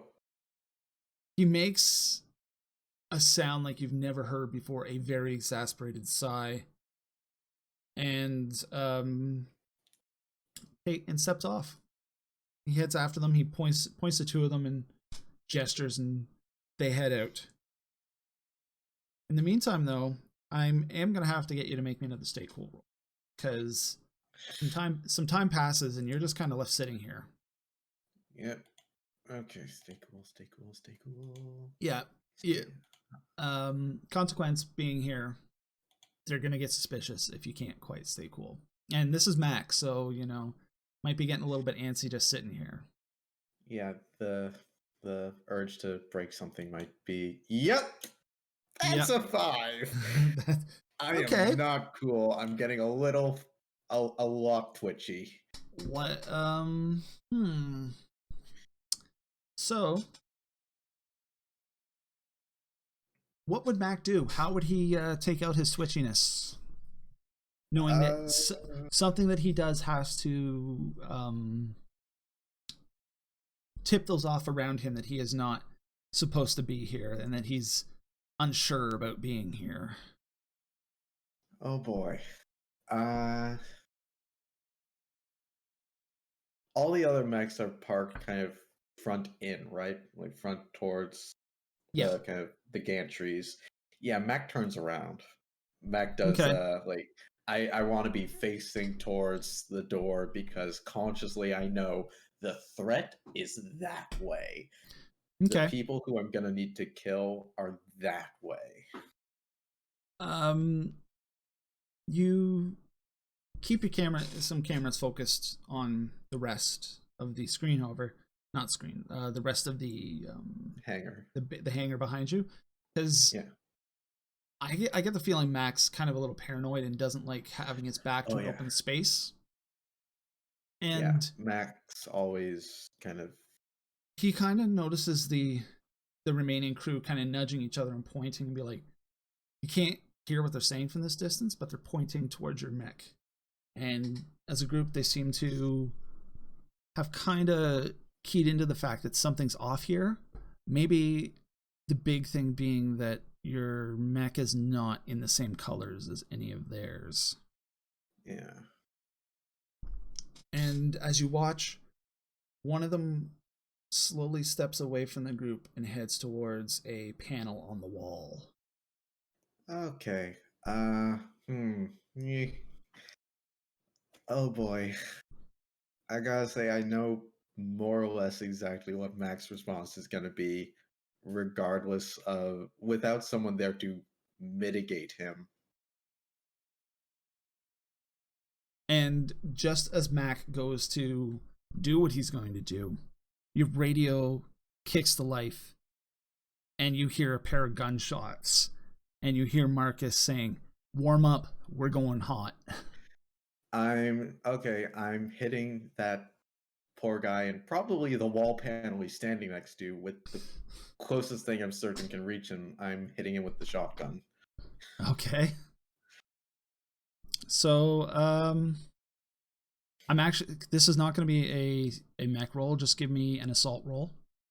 Okay. And actually add advantage because you're firing a big gun against a small target in a small space. And you're not necessarily so much trying to hit him necessarily, so much as keep him away from that panel. I'm trying to stop him from, Yeah. Best case might actually be destroying the panel. Yeah. Target number 10? Yeah, let's say that's a 10. Okay. That's 25. Yeah, it's 25 altogether. 25, Wait. No, it added it this time. Yeah. Maybe, maybe it's just some of the other ones that are missing that I didn't add it in properly on because I hand wrote them all. So you shoot, you hit. He turns into a bloody smear against the wall, and you scatter blasts against the wall, and you actually hit the mech, the treaded mech. So I'm actually going to go over to. I'm going to remember to mark down that it's taken a little bit of damage already. Okay. And the other mechanics kind of dash. They break for cover behind the mech, and over the radio you can hear more gunfire, and you see from the pathway into the rest of the base, Marcus come running. He's hauling this container that's about twice his size. It's on a hover platform, but he's having no trouble with it whatsoever. And it's at this point, probably for the first time, you realize he is much, much, much stronger than he looks. And he pulls it closer, and he keeps shooting back the way he's going. And a bullet comes flying out, hits him the arm that he's pulling with, and it just ricochets off. And he keeps pulling, and he calls over the comms again. It's like, little help. I'm gonna reach down with. Okay, question for Sure. quick question. Is there somewhere that a pod like this could be kind of clamped or like mag locked onto the armor, or is this hold it under my arm like a football kind of situation? Well, conveniently, you just recently freed up one maglock on your mech. Okay, I'm gonna reach out, grab it from him. I'm not. If he doesn't let go in time, I'm picking him up too. Reach down, grab, and so he actually hangs off it for a minute, and as you just about to latch it on, he lets go and drops to the floor and does like a perfect 3-point hero landing on the ground, and then without even a moment's pause, he's up and running his mech. So there is a downside to carrying the pod, however. All your rolls will be made with one disadvantage. So anything you make while carrying the pod will have one disadvantage on it. Okay. For any rolls for your mech. If it's something for Mack, it doesn't have the disadvantage. Okay. All right. So, and as he comes running in and powers up his mech, and you start heading to the gate, you actually see a pair of pilots, people in pilot suits, like flight suits, come running in, heading over to the other mechs. Okay. And as I'm running out, I want to do something real quick. Kind of a parting fuck you to these guys. Okay, just give me one quick second. I need to put Marcus's mech on this map as well. Okay. Okay, and I need to bring these two buddies over. So, what is it you would like to do? I would like to take a parting shot at the pilot running towards the tracked mech, not the one I mined. If I can do that. You can, but it's going to add an extra 2 difficulty. Because not only do you have that on the side, but you're walking forward. But I'm running at a fast-moving small target. Yeah. Basically, it's a combination of you're moving this direction, you have the pod, you're trying to shoot behind you, kind of. It would just be, it's not impossible, it's just a little bit difficult. Okay, I'm gonna take a stab at that. I'm not sure if that was another assault roll in this context, or yes, another assault roll with a total of 3 disadvantage on it. Okay, that was a bot that it killed. Yeah, because you have 1 for the pod plus an extra 2. Okay.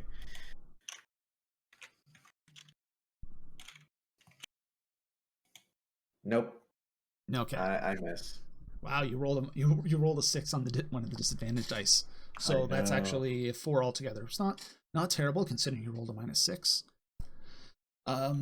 So you just pepper shots and they just spray against the wall. So we're actually now officially in combat. This will be our first taste of full-blown mech combat. Okay. So here's what we do. Okay. I first make sure I have trouble forcing the view to this map.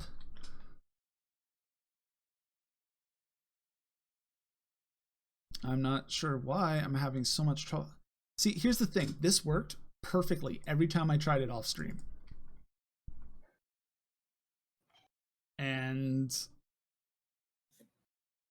now that I'm trying to do it on stream, I've been having trouble every time. Anyway, we're actually in the right spot now.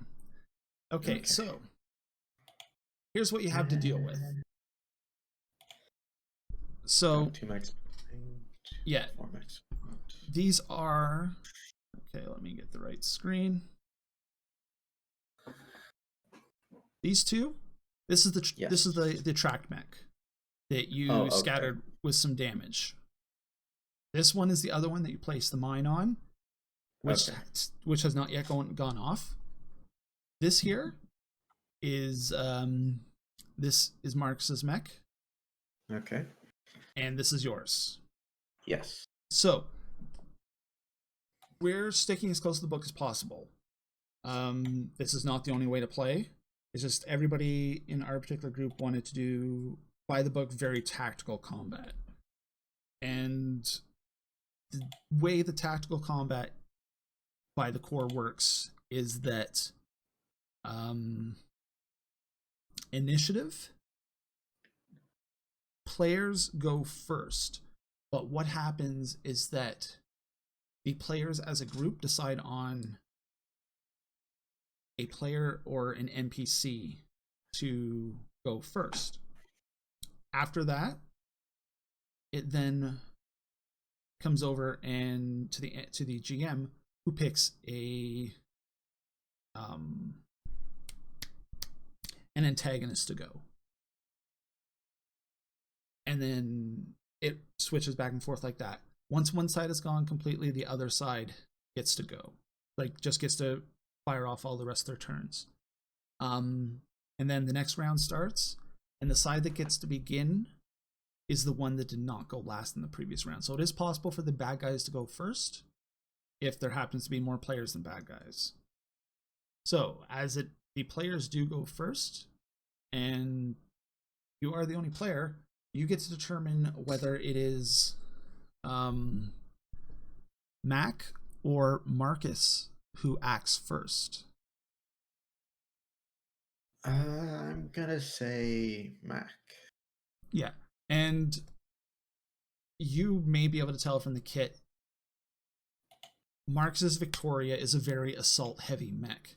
He's carrying a heavy rifle, he's got a heavy sword on his back, he's got a pair of rocket launchers strapped to it. So he is capable of dealing damage, but his range might be his range is a little bit longer than yours, but not really long range. Well, my range is functionally non-existent, but yeah. Okay. First thing I'm gonna do, because currently I've got a tiny disadvantage, I'm going to activate my core protocol. My protocol. Okay. I'm going to power up. For the rest of the scene, I gain +1 accuracy on all attacks, checks, and saves. Yeah, that is one macro I did not put on, unfortunately. So I can't have you press a button and press the text into the text box. Well, for now, but yeah, it's over on CompCon, and that exhausts my core power. Yeah, basically, if you have something that doesn't have a macro that explains what it does, just read it out so that everybody else can know what's going on. Yep. The other thing it allows me to do is once per turn, I can boost as a free action. Okay, so this is actually probably a good place to a good time to explain action economy as well. Every turn, you get one movement where you can move up to your max speed. You can see here no, I can't see here, for example, because I don't have, this monitor doesn't have access to that information. But you can move a number of spaces equal to your speed. Then you get either a full action or 2 quick actions. Full actions are firing all your weapons. Certain abilities require full actions. Can't think of anything else off the top of my head, but the players will know if their actions are full actions or not. Quick actions are firing one weapon, boosting, using tech attacks of some sorts. There's a whole variety of what you can do. There's probably too many to list. And again, players know what their actions are for the most part for that. Additionally, once per turn, you can do what's called overcharging. You gain 1 heat on your mech, but you get an extra quick action. So, players can do that, NPCs cannot do that.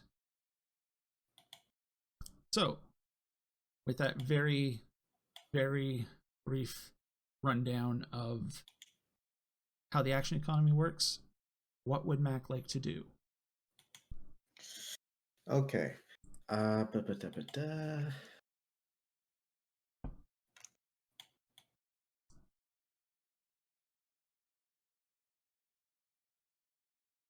Well, there's no way I'm getting close enough to melee, even if I boost. But I'm gonna move here. So that's your move. And Additionally, then you can do up to 2 boosts in a turn, because you can do your a quick action boost, and then you get a free action boost as well. True. And then you'll still have a quick action to attack if you wish. Well, let's see. No, that still wouldn't. Well, it would bring me in range to shoot comfortably, but not to hit him with a melee weapon. Yeah. But it would bring me closer, so yeah. I will go there, and then I'm going to quick attack him, quick attack Tin Man. Okay. With my shotgun. All right, roll me some die. Okay, accuracy is 1. And then you have 1 disadvantage. Disadvantage is 1. Or difficulty, whatever it's called. Difficulty, but disadvantage. And target number for Tin Man? Target number for Tin Man is 8. Okay. Fuck you, Tin Man. Fuck you. Oh, for fuck's sake. The case makes it hard to shoot. You're still kind of adjusting to the weight. You pull the trigger, but it goes off and goes wide. Okay. Oh, that's not good. That's not good.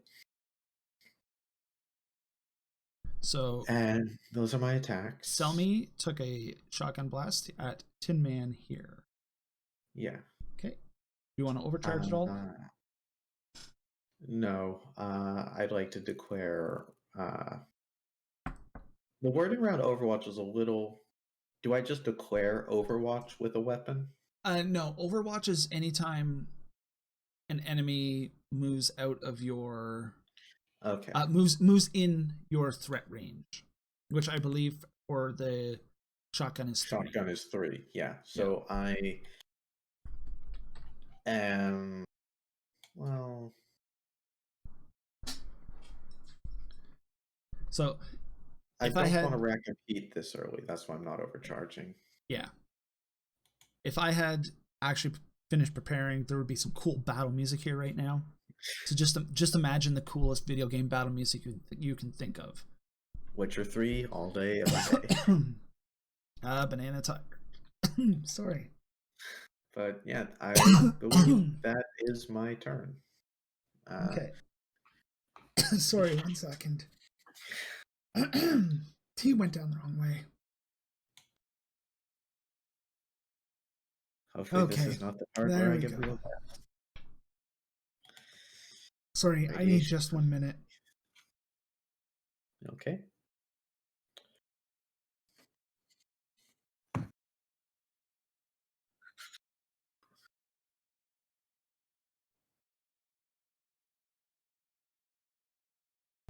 All right, so let's see. We are going to use the other state. When a turn finishes, we'll add it, and then next round we will remove it when a turn finishes. Okay, the red dots just signifies you moved. Yeah. So this turn it will, and then next turn you take it off when you're done your turn. Okay. All right, so the big ass tanky mech starts moving. Let's see, how far does he get to go? 1, 2, 3. So that gives him a line of sight straight across. Let's see what he can do. Oh no. Oh, I gotta very quickly look him up because I forgot to put the.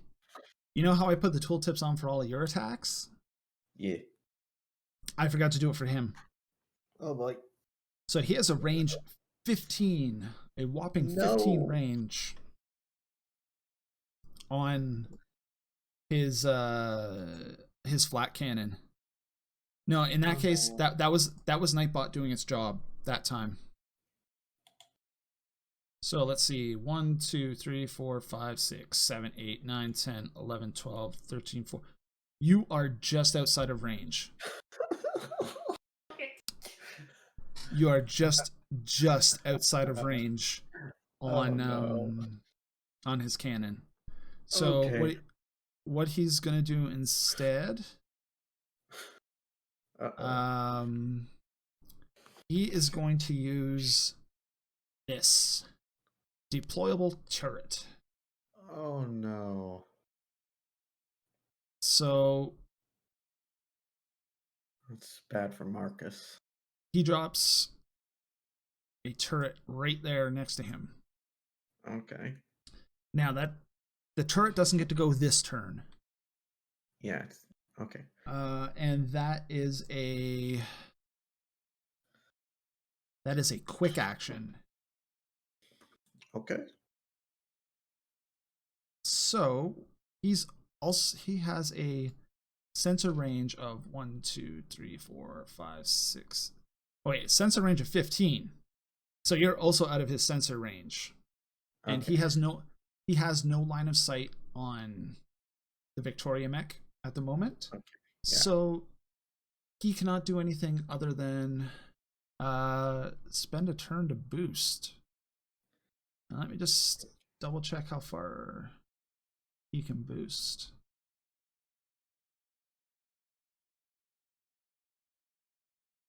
So when you boost, you move at least one space up to your speed. So you can move up to your speed worth when you boost. But you have to go in a straight line. Oh, you can't Yeah, okay.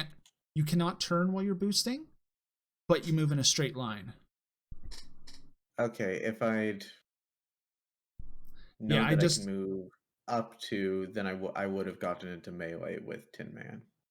Okay, so we'll do that for next round. You know what?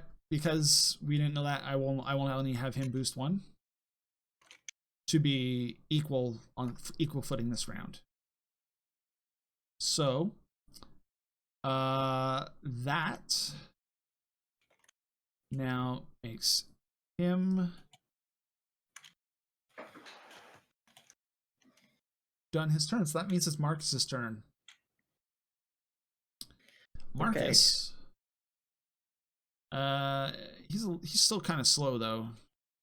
He moves 4, but he's got a little bit better range. He moves 4. I move 4.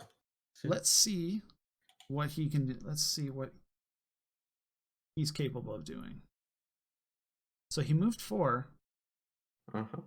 He's gonna unlock his barrage because he's not going to do anything else.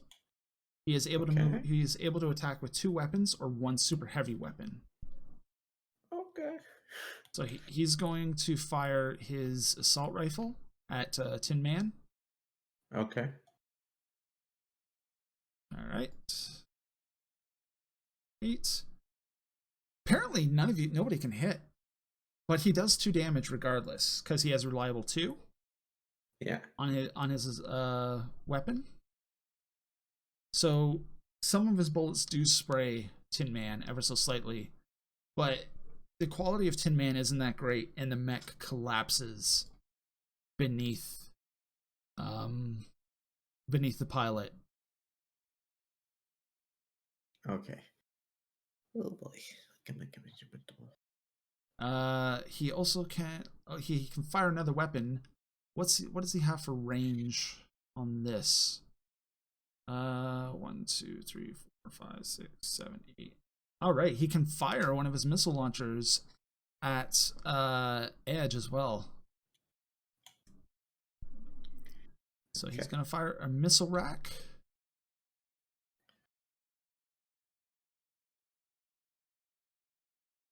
That hits, and in the barrage of explosions, Edge goes down. This is the what is it, state? There we go. Nope, that's the wrong state. So this is basically what Grunt does. Grunts only have one hit point. So if you hit them, they die. Okay. That's kind of the whole shtick. So the real danger here is the engineering witch. Yes. And possibly something else that may or may not show up, depending on how long this particular combat goes. So that is Marcus's turn. And Marcus will not always be with you. He's here just to make this combat be able to be a bit more, not just shooting like grunts. So, however, at the end of his turn, you hear explosions behind you. As those, remember those, he came to Mack on board the ship with Siobhan, and they were trying to figure out what to use? Yeah, the explosives. Yeah, they trigger. Okay. And you see smoke coming off of the mechs behind you. They're not entirely destroyed, but they took a bit of a blow. Have I heard the sound of my little present going off? You have not yet. Okay. I'm just updating health because I forgot to because of course, again, something else I forgot to write the macro for is the bombs. All right, so it is actually one of their turns. Since it is one of their turns next, and it's going to be these grunts over here are going to go. They are going to move up to their speed. This guy here. Let me just double check what actions an NPC is able to take, because the rules for NPCs are slightly different than for PCs.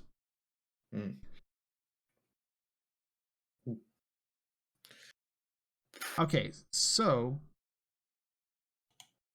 he is going to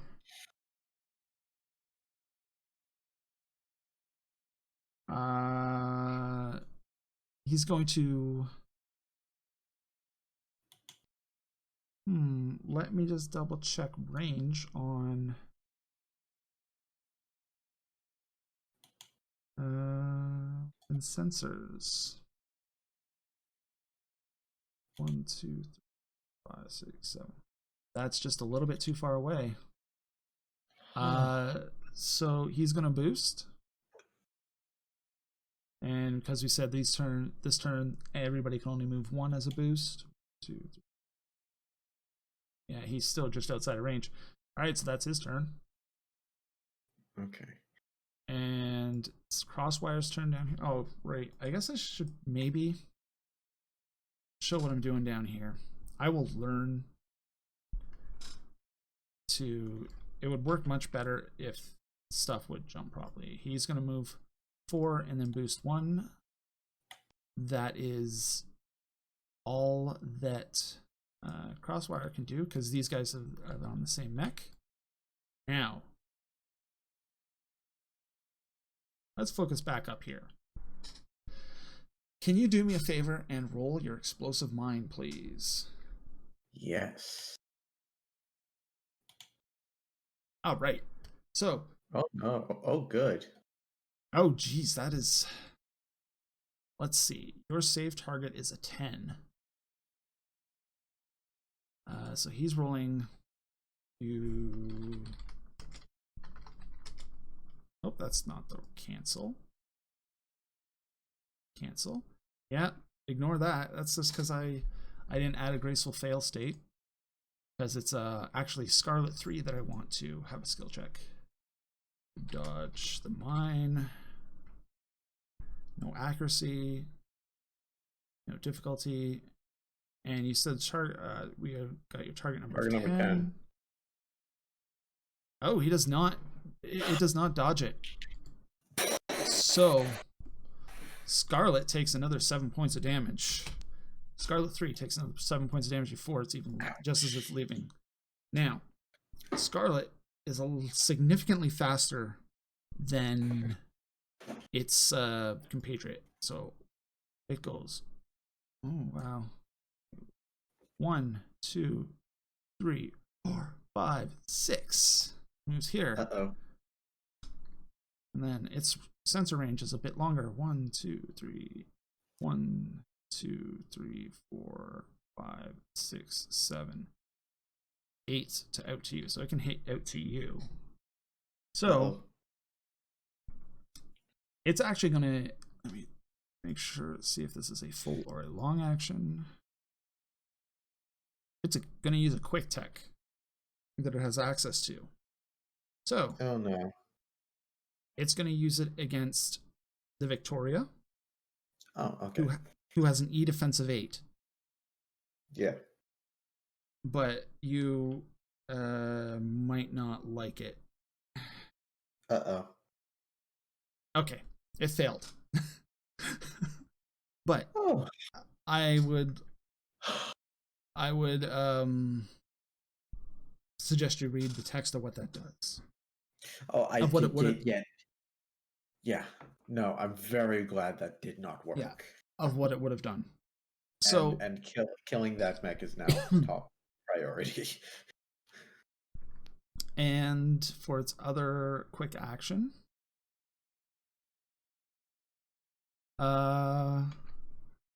it's going to use tear down.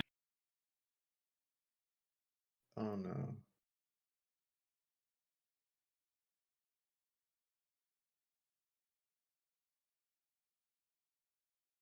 Eight. Yeah. Oh fuck. And my next turn I take 4.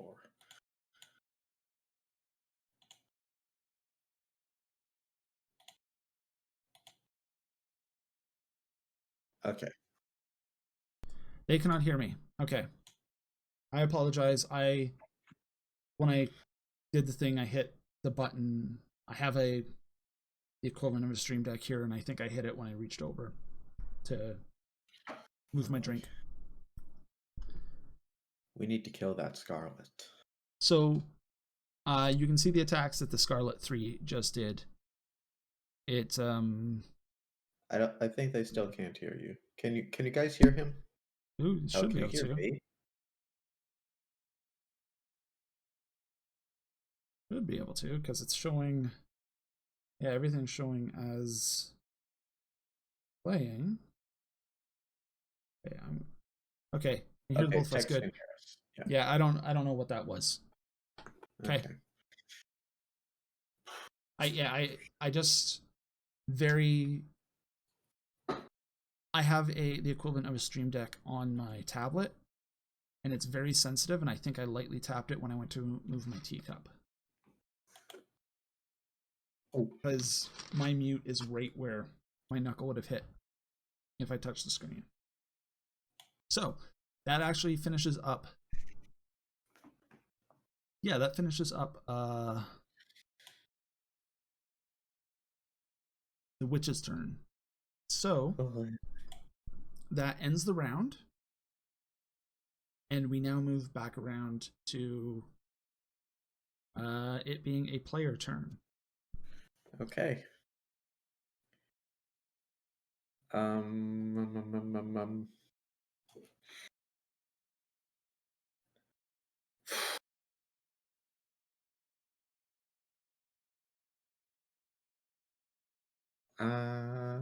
So I will say this, your win state is to either destroy everybody Or escape. Or escape. Destroying Okay. everybody that's on the map will allow you to escape. Okay. Would calling for evac take up an action?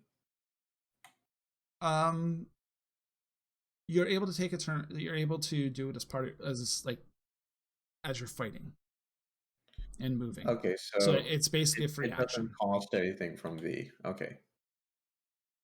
I'm going to, as I turn towards. Actually, no. That's if I go back towards Scarlet, I'm heading into range of the hood, Yes. which I kind of don't want to do.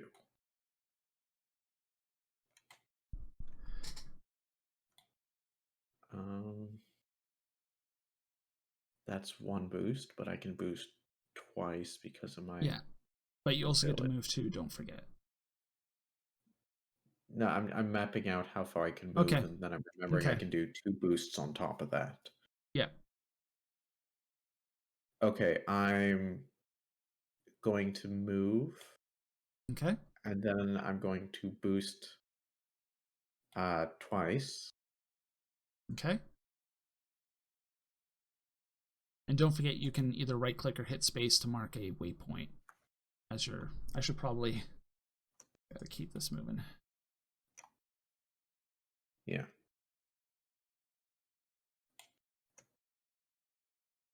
And in melee with Hotshot, I'm going to hit him. Okay, one quick second. I just want to double check how Overwatch works, because he might get an Overwatch shot off it. Okay.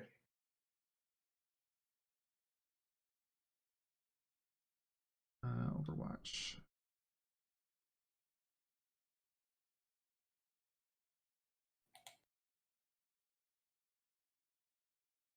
No, it's when they start. Yeah, it's when they start any so, movement. Okay. Yeah. Okay. Okay. So you're I'm good. gonna hit. Yeah, I'm gonna barrage at him. Okay. And I'm gonna have my. Just as a reminder, as a grunt, he only has 1 hit point. Right. Okay, question. If I barrage, can I attack 2 Mack? Yes, you can split your targets, but you have to you have to complete the barrage before you can do any other actions. Okay. Okay, I'm gonna barrage. Well, hang on. Kind of wish we had a ruler. Oh, Yeah, ruler. I'm going to make a macro that lets you measure the distance between. There's a yourself. ruler tool Sir? right next to pointer. Yeah.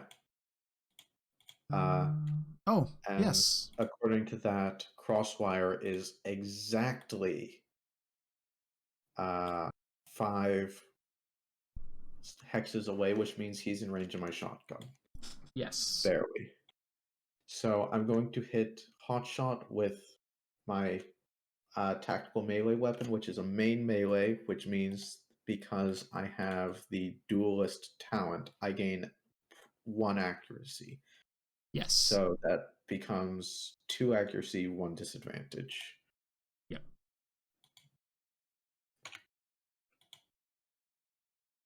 What's the target number for him? 8? Just a second, let me bring up the right screen. I keep switching between the 2 screens and it's a pain in the butt. Yeah, 8. And I assure you, as we learn, this will start going so much faster. So that is a direct hit. You stab into him and like gut the mech. It collapses beneath you. Yep. And then I'm going to shoot crosswire. Okay.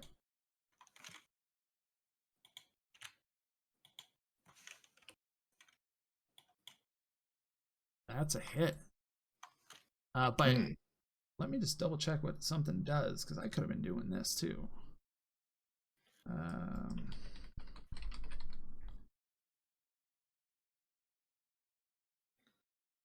Oh, that is not going to help for him to do. I will show you what he could have done, but it will not help him to do it. So, hunker down lets him gain resistance to all damage from the attack. Still would have taken 3 damage. Yeah, he still would have taken 3 damage, so it's not going to help him. And poor Crosswire joins his companions in the dead pile. Not necessarily dead. You destroy the mechs. You know what? We'll say because of the way you destroyed him, specifically Hotshot, you have killed the pilot. Yeah, just right across the cockpit.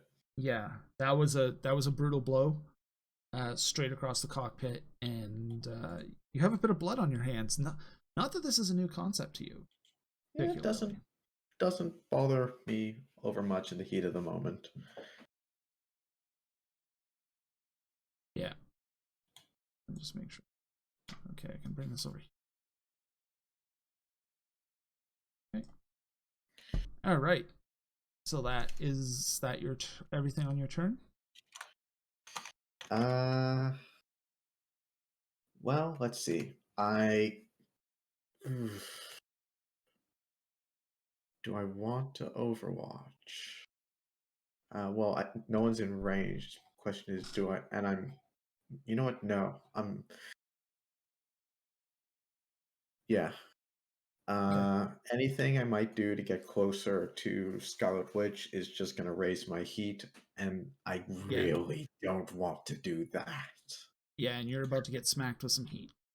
Yeah, I'm about to get smacked way right into the danger zone.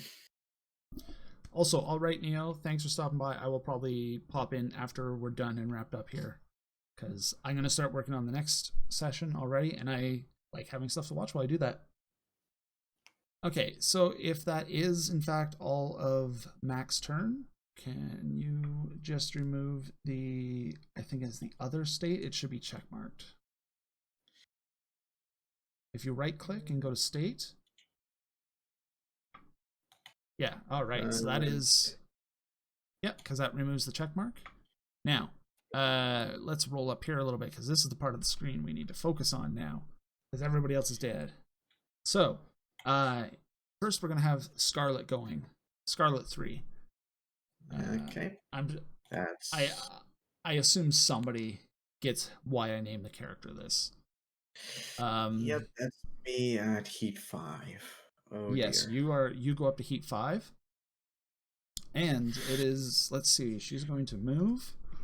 They're going to move. Oops. It would help if I was moving on the right screen. This is the problem with having 2 screens open.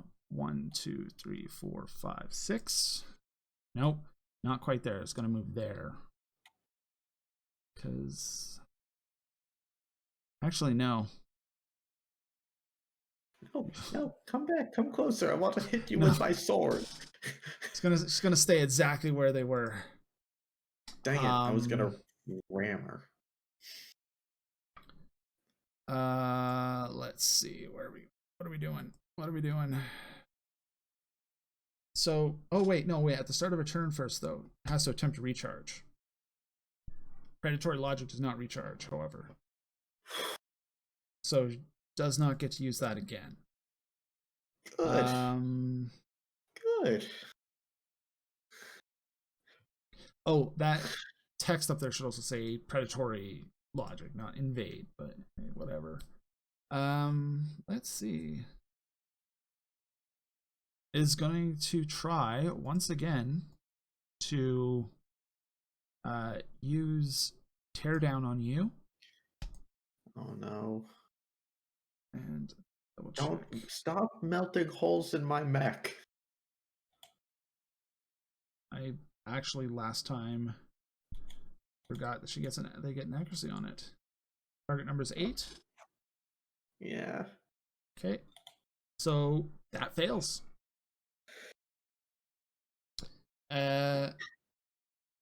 Scarlet does not manage to tear you down this time, but they are going to do a lock on on Marcus's Victoria. Yeah. Okay. So that's I don't have a clear state for it. So you know what? We're just gonna go with that is a lock on for now because it's gonna get used up pretty quickly, and that is Scarlet's turn. So it's now Marcus's turn. Marcus, 1, 2, 3, 4. He's going to. Marcus is going to take a shot at Scarlet with his assault rifle. Okay, we've softened her up. Let's see if we can kill her. Just a second, I need. It's a 10. I gotta put a graceful fail state on this thing. Put it on the to-do list. That is a failure, except reliable 2, so he pings for 2 damage. He gets another attack though. Well, another quick action. And what's he gonna do for his quick action?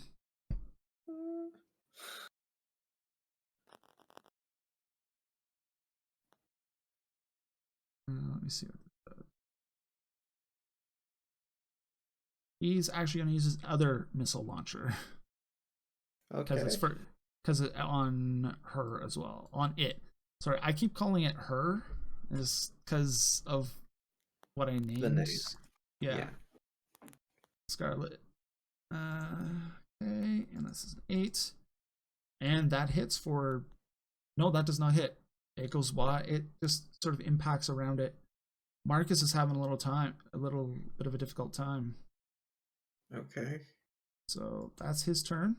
No, he's gonna overcharge to boost away. Okay. So 1, 2, 3, 4 over here, because this for his own safety, clearly. Yeah. And then that makes it Hood's turn.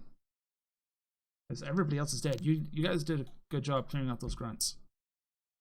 1, 2, 3. Oh no. Marcus is just within range. Also, you're just within range. I know. But oh no. Marcus has a lock on him. Yes, he does. So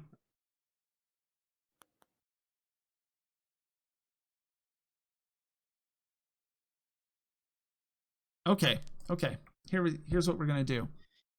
Uh-oh. Because he gets 2 quick actions as an engineer. So Uh-oh. one of his quick actions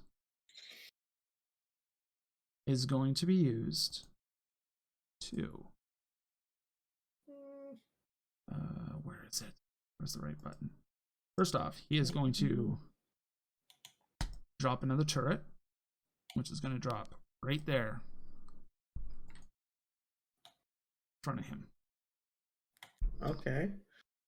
Now, he's going to use his other quick action to fire at Marcus's Victoria. Marcus has an evasion of 8. The Hood has a big-ass cannon strapped to his arm. Yeah. Like, for the stream, he has a big-ass cannon strapped to his arm. And oh dear. He is going to spend that lock that they have on Marcus to get an accuracy. He has no difficulty, and his target number is 8. Oh no.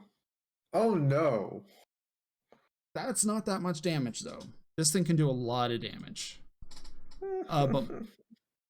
But basically, it turns this anti-air weapon downwards toward Marcus and just unloads. Yeah.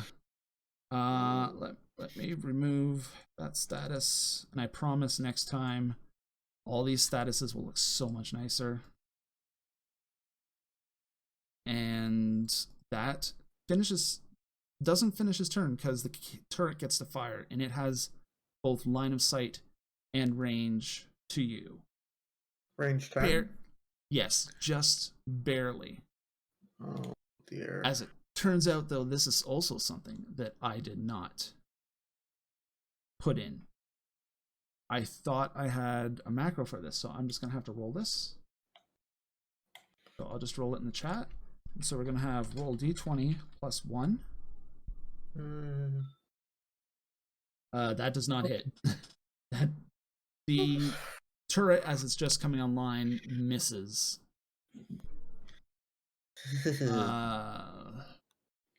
And that's going to finish up.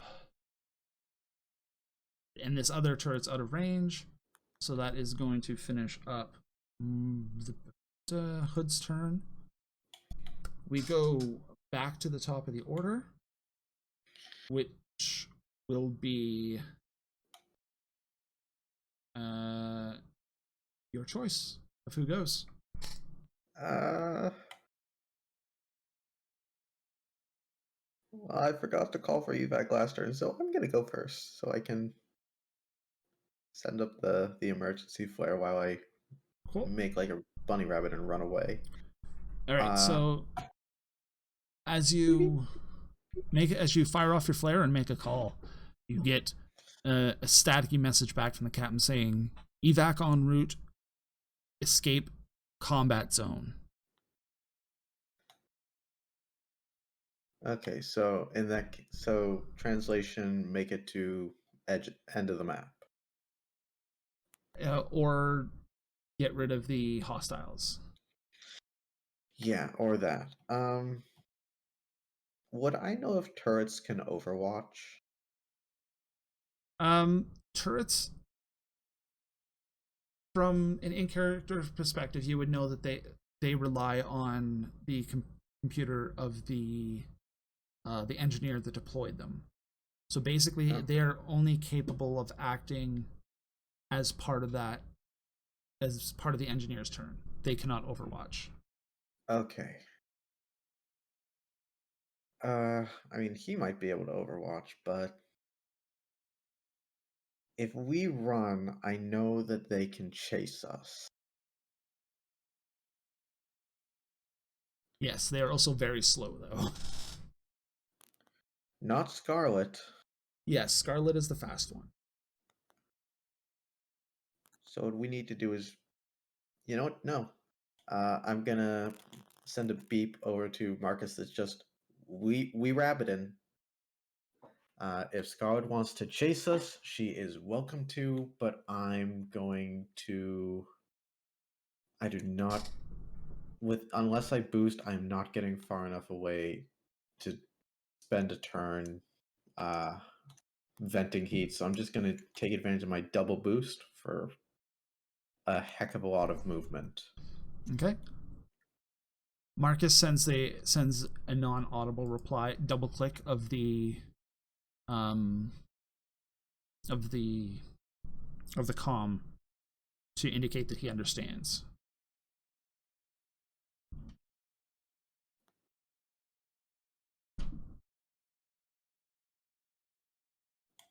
Okay, so you take it off. That's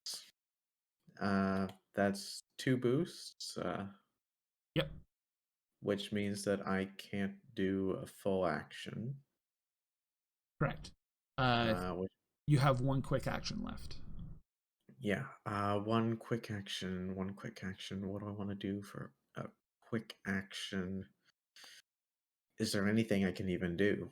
Let's take a quick look at them. I can... Not particularly. Yeah, nothing that's really... I mean, you could technically... Makes sense. I could hide, search, or prepare. Those are the 3 quick... Well, no, those are pilot actions. You could hide, you can search. But hiding you can't do right now because you have no cover. Yeah, you have no cover. And there's nothing really to search out here. Yeah, so there's not really anything I can do. So you have to be within range of your. You have to be within sensor range to search something. Yeah. So I'm going to trust that I have bunnied far enough away, and I'm gonna end my turn. Trust the process. Trust the meat power, and Everest can run away like no one's business. We're going to come back up here, where Marcus hasn't acted yet. Let's just don't forget to put the marker on your mech to show the end of the turn. Yeah. And yeah, next time I will also have a macro that you just press the button and it will do it for you. Okay. Another macro I can add to the pile. All right. So the hood is going to go first. I don't think there's any recharge actions currently in place for it, but I will attempt to recharge anyway. I don't know why this is no longer. Oh, roll's locked. That's why I hit the button by accident. There's nothing for the hood to recharge. Hood is going to move. I guess if I click on the right screen, hood's going to move 3. Try to deploy another turret in front of him. How many turrets does he have? He can deploy up to 6 at one time, and then they deactivate and come back to him. That's a lot. This turret is within range of Marcus. This turret is not. So this one gets to fire at Marcus. So let's just roll a D20 plus 1. That hits Marcus. It's a rather solid hit if I remember what the turrets do. Engineer. Yeah, that's a good hit. 4 damage. Hate to say this, Marcus, but I am not coming back for you. Oh, don't worry, Marcus is technically a PC. He operates under PC rules. So he has force structure just like you do. Okay. And now the hood itself gets to fire at Marcus. Let's double check. Yeah. And it misses. That flat cannon's kind of hard to aim down towards the ground here. Oh yeah, so hard when you only have an attack bonus of 1, but you don't get your +2 accuracy. Oh no. Yeah. It's it's a terrifying weapon. Let me just flip the state properly here. Okay. And now it's Marcus's go. So let's see what range Marcus has. I said he's range 10. Yeah, he's gonna take a shot at the witch before he takes off, because he's got range on his assault rifle. So she has range. She has evasion of 10. He has not had any luck firing this thing though. Come on, Marcus. Nope. But damn, Marcus. Again, the upside to this particular weapon is that it has reliable on it. Yep. Oh, hey, conveniently, that is just enough damage that this suit that was this mech that was just hovering slightly above the ground, it sparks, it fizzles, it wavers back and forth, and tilts and smashes into the ground in a huge explosion.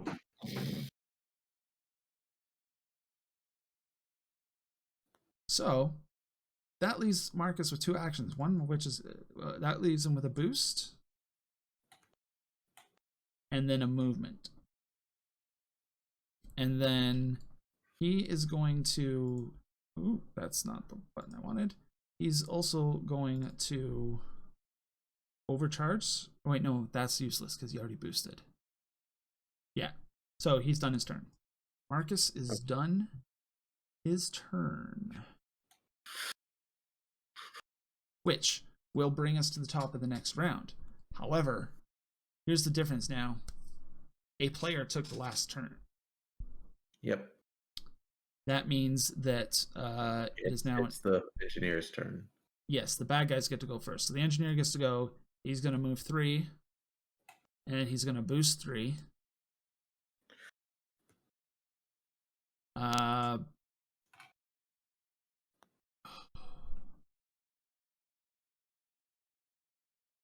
You are just within range. You are at 14 from him. Oh, no.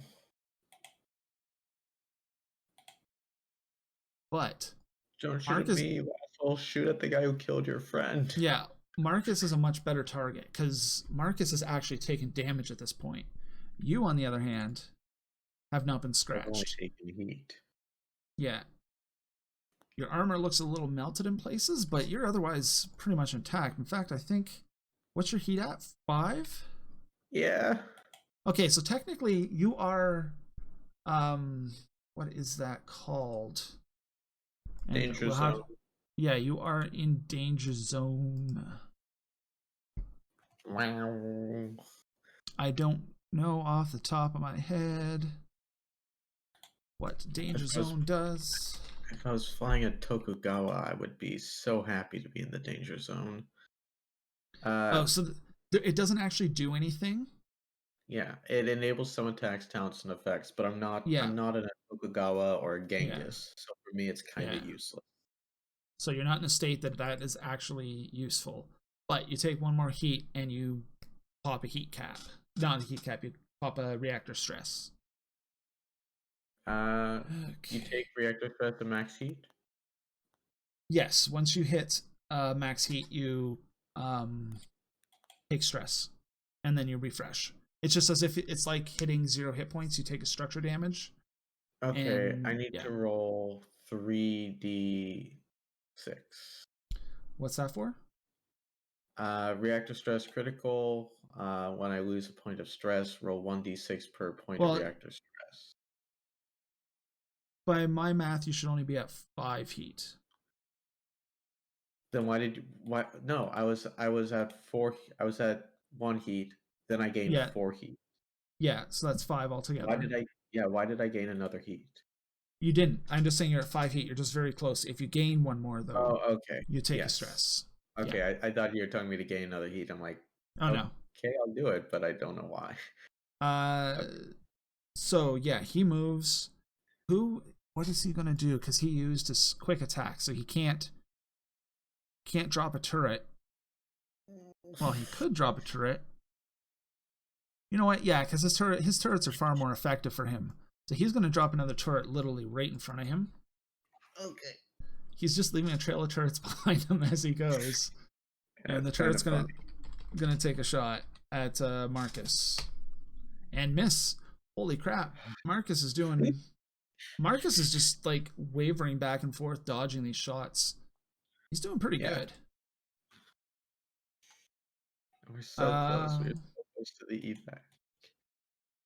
So that marks the end of Hood's turn. Because that is his call sign, is Hood. Yep. Do you want to go first, or do you want Marcus to go first? I want to go first because I've got the mission target. Yes. And the last thing I want to be is the closest person in range to the enemy. Yep. So I'm gonna...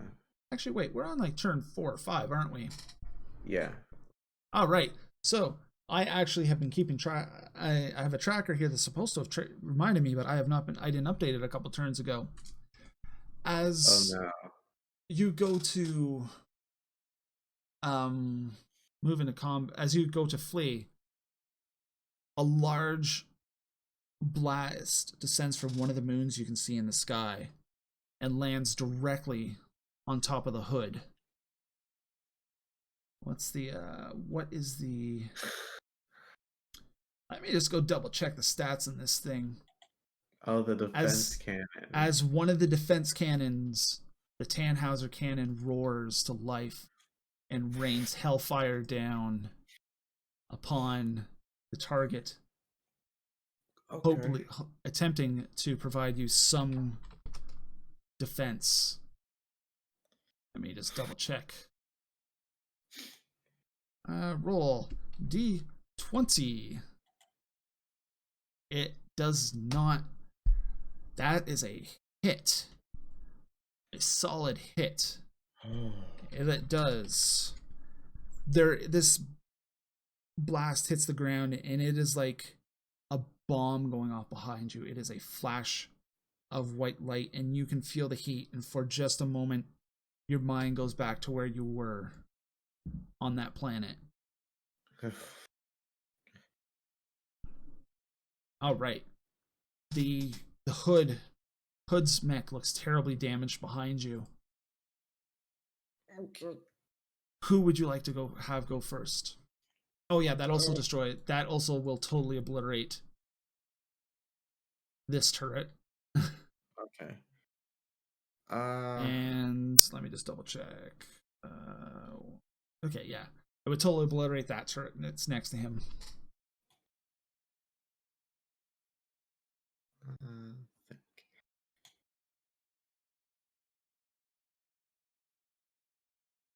There we go. This is all we need to see on the screen now.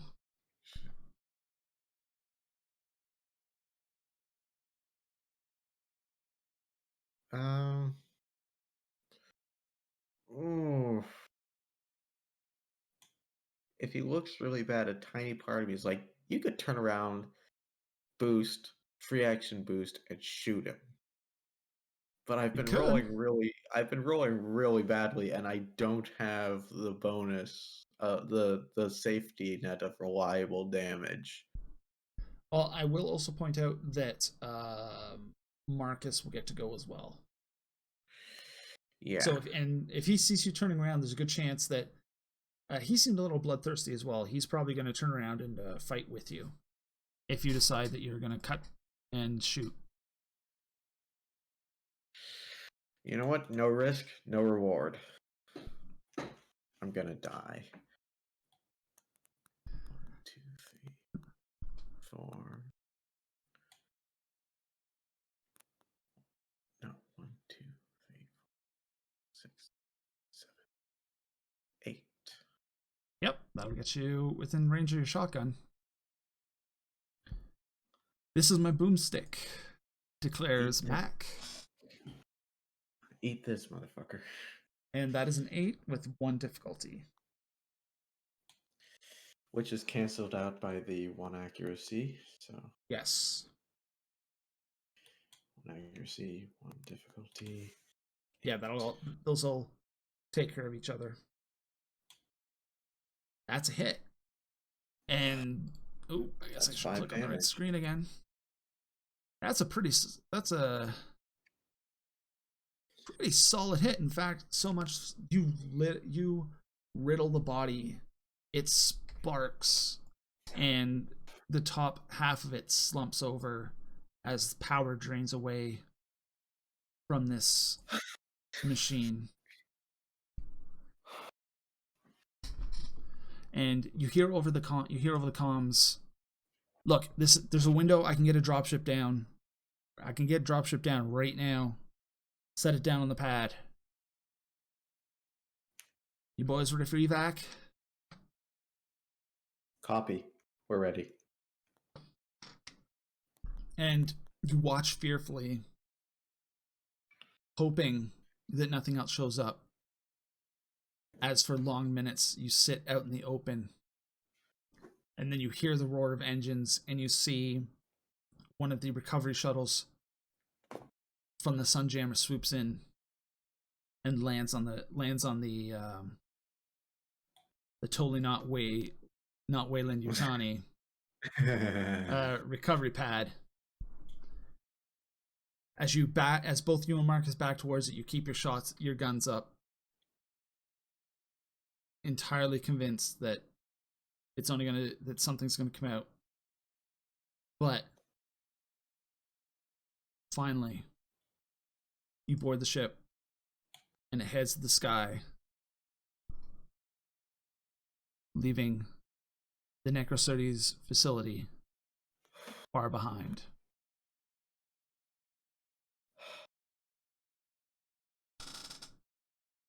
Marcus and Mack both managed to survive this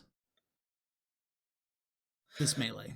Not this melee, this shooting field. It was a little melee. There's a little bit of melee. Not quite as much, I think, as Mack would have liked, though. Yeah, no, definitely not to Max preference.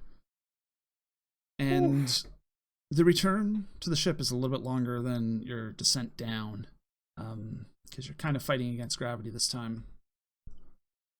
And I'm assuming you probably detach the pod and don't carry it with you the entire way. Well, yeah, it's kind of leaning against an interior wall of the recovery craft. And so the trip back takes about an hour because you have to, take into account orbit changing and everything. And as you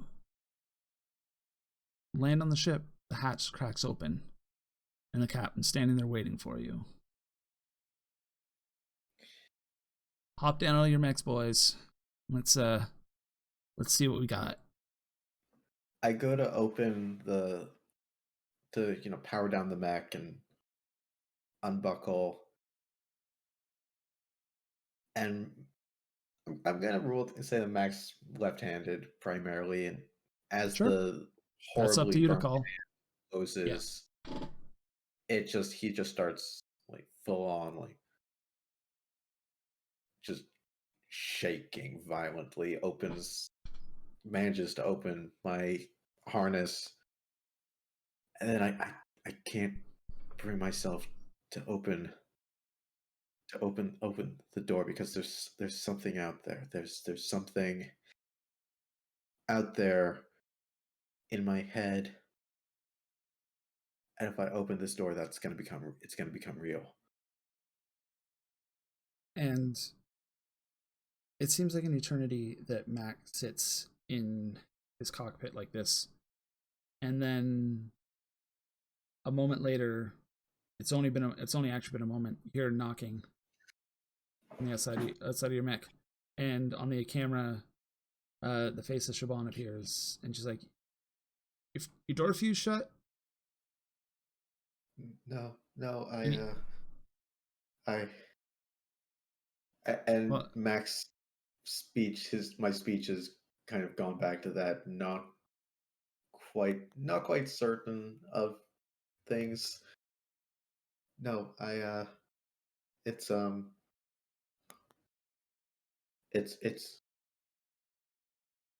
fine. It works. Everything works. she nods and says, "All right, just don't take too long. Don't think the captain's too patient." Right.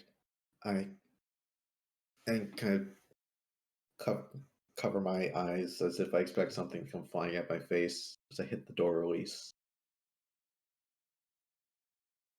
It hisses open. You can feel the heat coming off the outside of your mech because you had some heat going on your mech. You see little places outside where Selmy's melted a little bit. Some of the plasteel has just starting to drip from all the heat that was coming off your reactor. Looks like it's a little rough shape, but probably nothing that can't be fixed. But seeing that for a second, there's kind of a hazy, grainy image that runs through my head. Red light, red, gold, orange light in the sky, and burning. Everything's burning. The people, my mech, me. And then it registers. I'm in a ship. I'm in a ship. And as it comes to, you hear Marcus yell from down below, "Hey, let's go. Right. It's time for sleep later." Go where? Down here. The captain wants to see the girl. very carefully extricate myself. Thankful now for the heavy gloves I have that keep me from being burned on the heated rungs of and plates of armor that I use to climb up and I use to climb down. All right, it takes a little bit of effort because they're warm. They're not hot though, but you can feel the warmth coming off them. And as you sit down, you see the captain look at the container that you set there. Them and Marcus have shifted it so that it's properly on the ground. And they lean over and they key in a sequence on the side of it. It hisses, opening. And Marcus looks over and says, "You're just going to stand over there, or are you going to come and see what you fought for?" The last people I fought for didn't want to see me, but I make my way over slowly to kind of lean over, peer in. And as the coolant fades away, there is a young woman somewhere, either late teens, early 20s, that was not quite a cryosleep, but the type of sleep that is used on cheaper transports that can't quite hit near light speeds. It's basically meant to just slow down your biological functions so you don't die on transit between stars. And she looks groggy as she wakes up, and she looks from the captain to Marcus to you and goes, Did we make it?"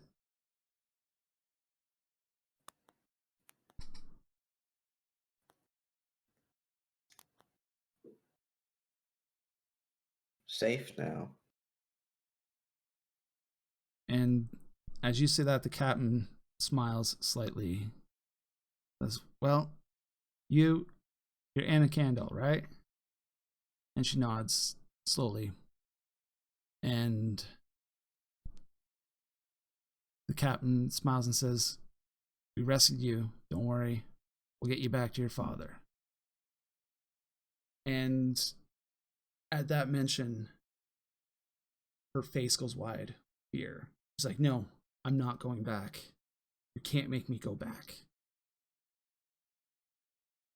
And I think that is where we will end it. I want to do one quick thing. Sure. Right on the heels of that, as everyone's kind of like, why doesn't she want to go back? Mack just turns to look at Knuckles, Siobhan, and yells across the hangar, "Knuckles! Where's my fucking bottle?" All right. And as we cut off from the Sunjammer, camera pans up and away, far through space. Somewhere distant.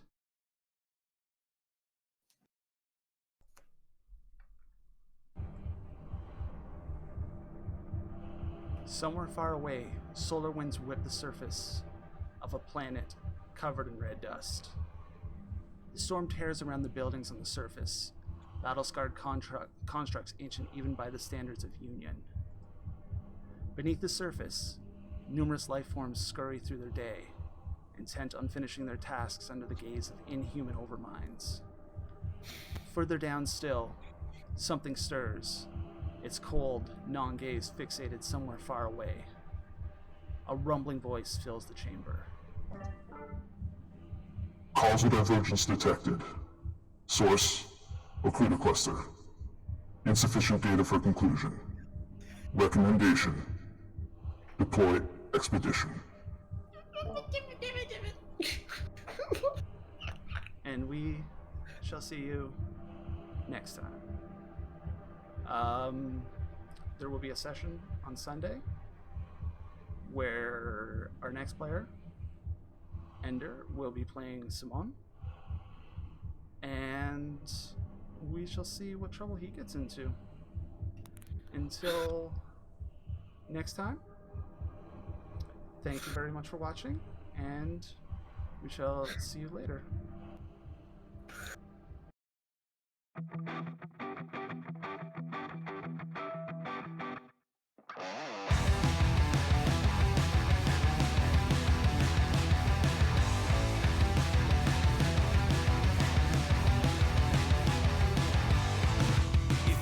Got my number figured out, a motive born in drought and brevity. And if I'm not the soul of your design, I blatantly decline your remedy. Don't box me in, don't, or I'll leave. I'd rather be a dreamer, I'd rather be free, I'd rather be a leader, I'd rather be a queen, I'd rather be a singer in a trashy cover band. I'd rather be a closer, I'd rather be clean, I'd rather be a poser in a magazine, I'd rather be pretty much anything else than your machine.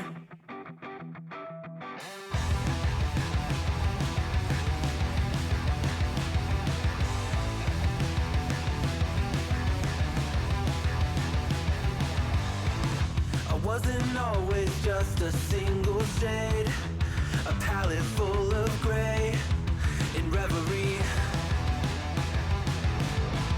And I can burn it brighter than the sun. I have a golden gun inside of me. Don't box me in, don't, or I'll leave. I'd rather be a dreamer, I'd rather be free, I'd rather be a leader, I'd rather be a queen, I'd rather be a singer in a trashy cover band. I'd rather be a closer, I'd rather be clean, I'd rather be a poser in a magazine, I'd rather be pretty much anything else.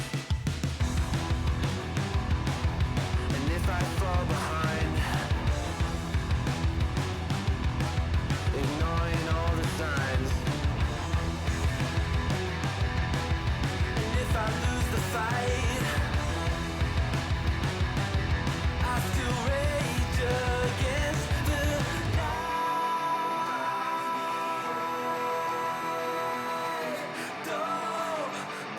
I'd rather be a dreamer, I'd rather be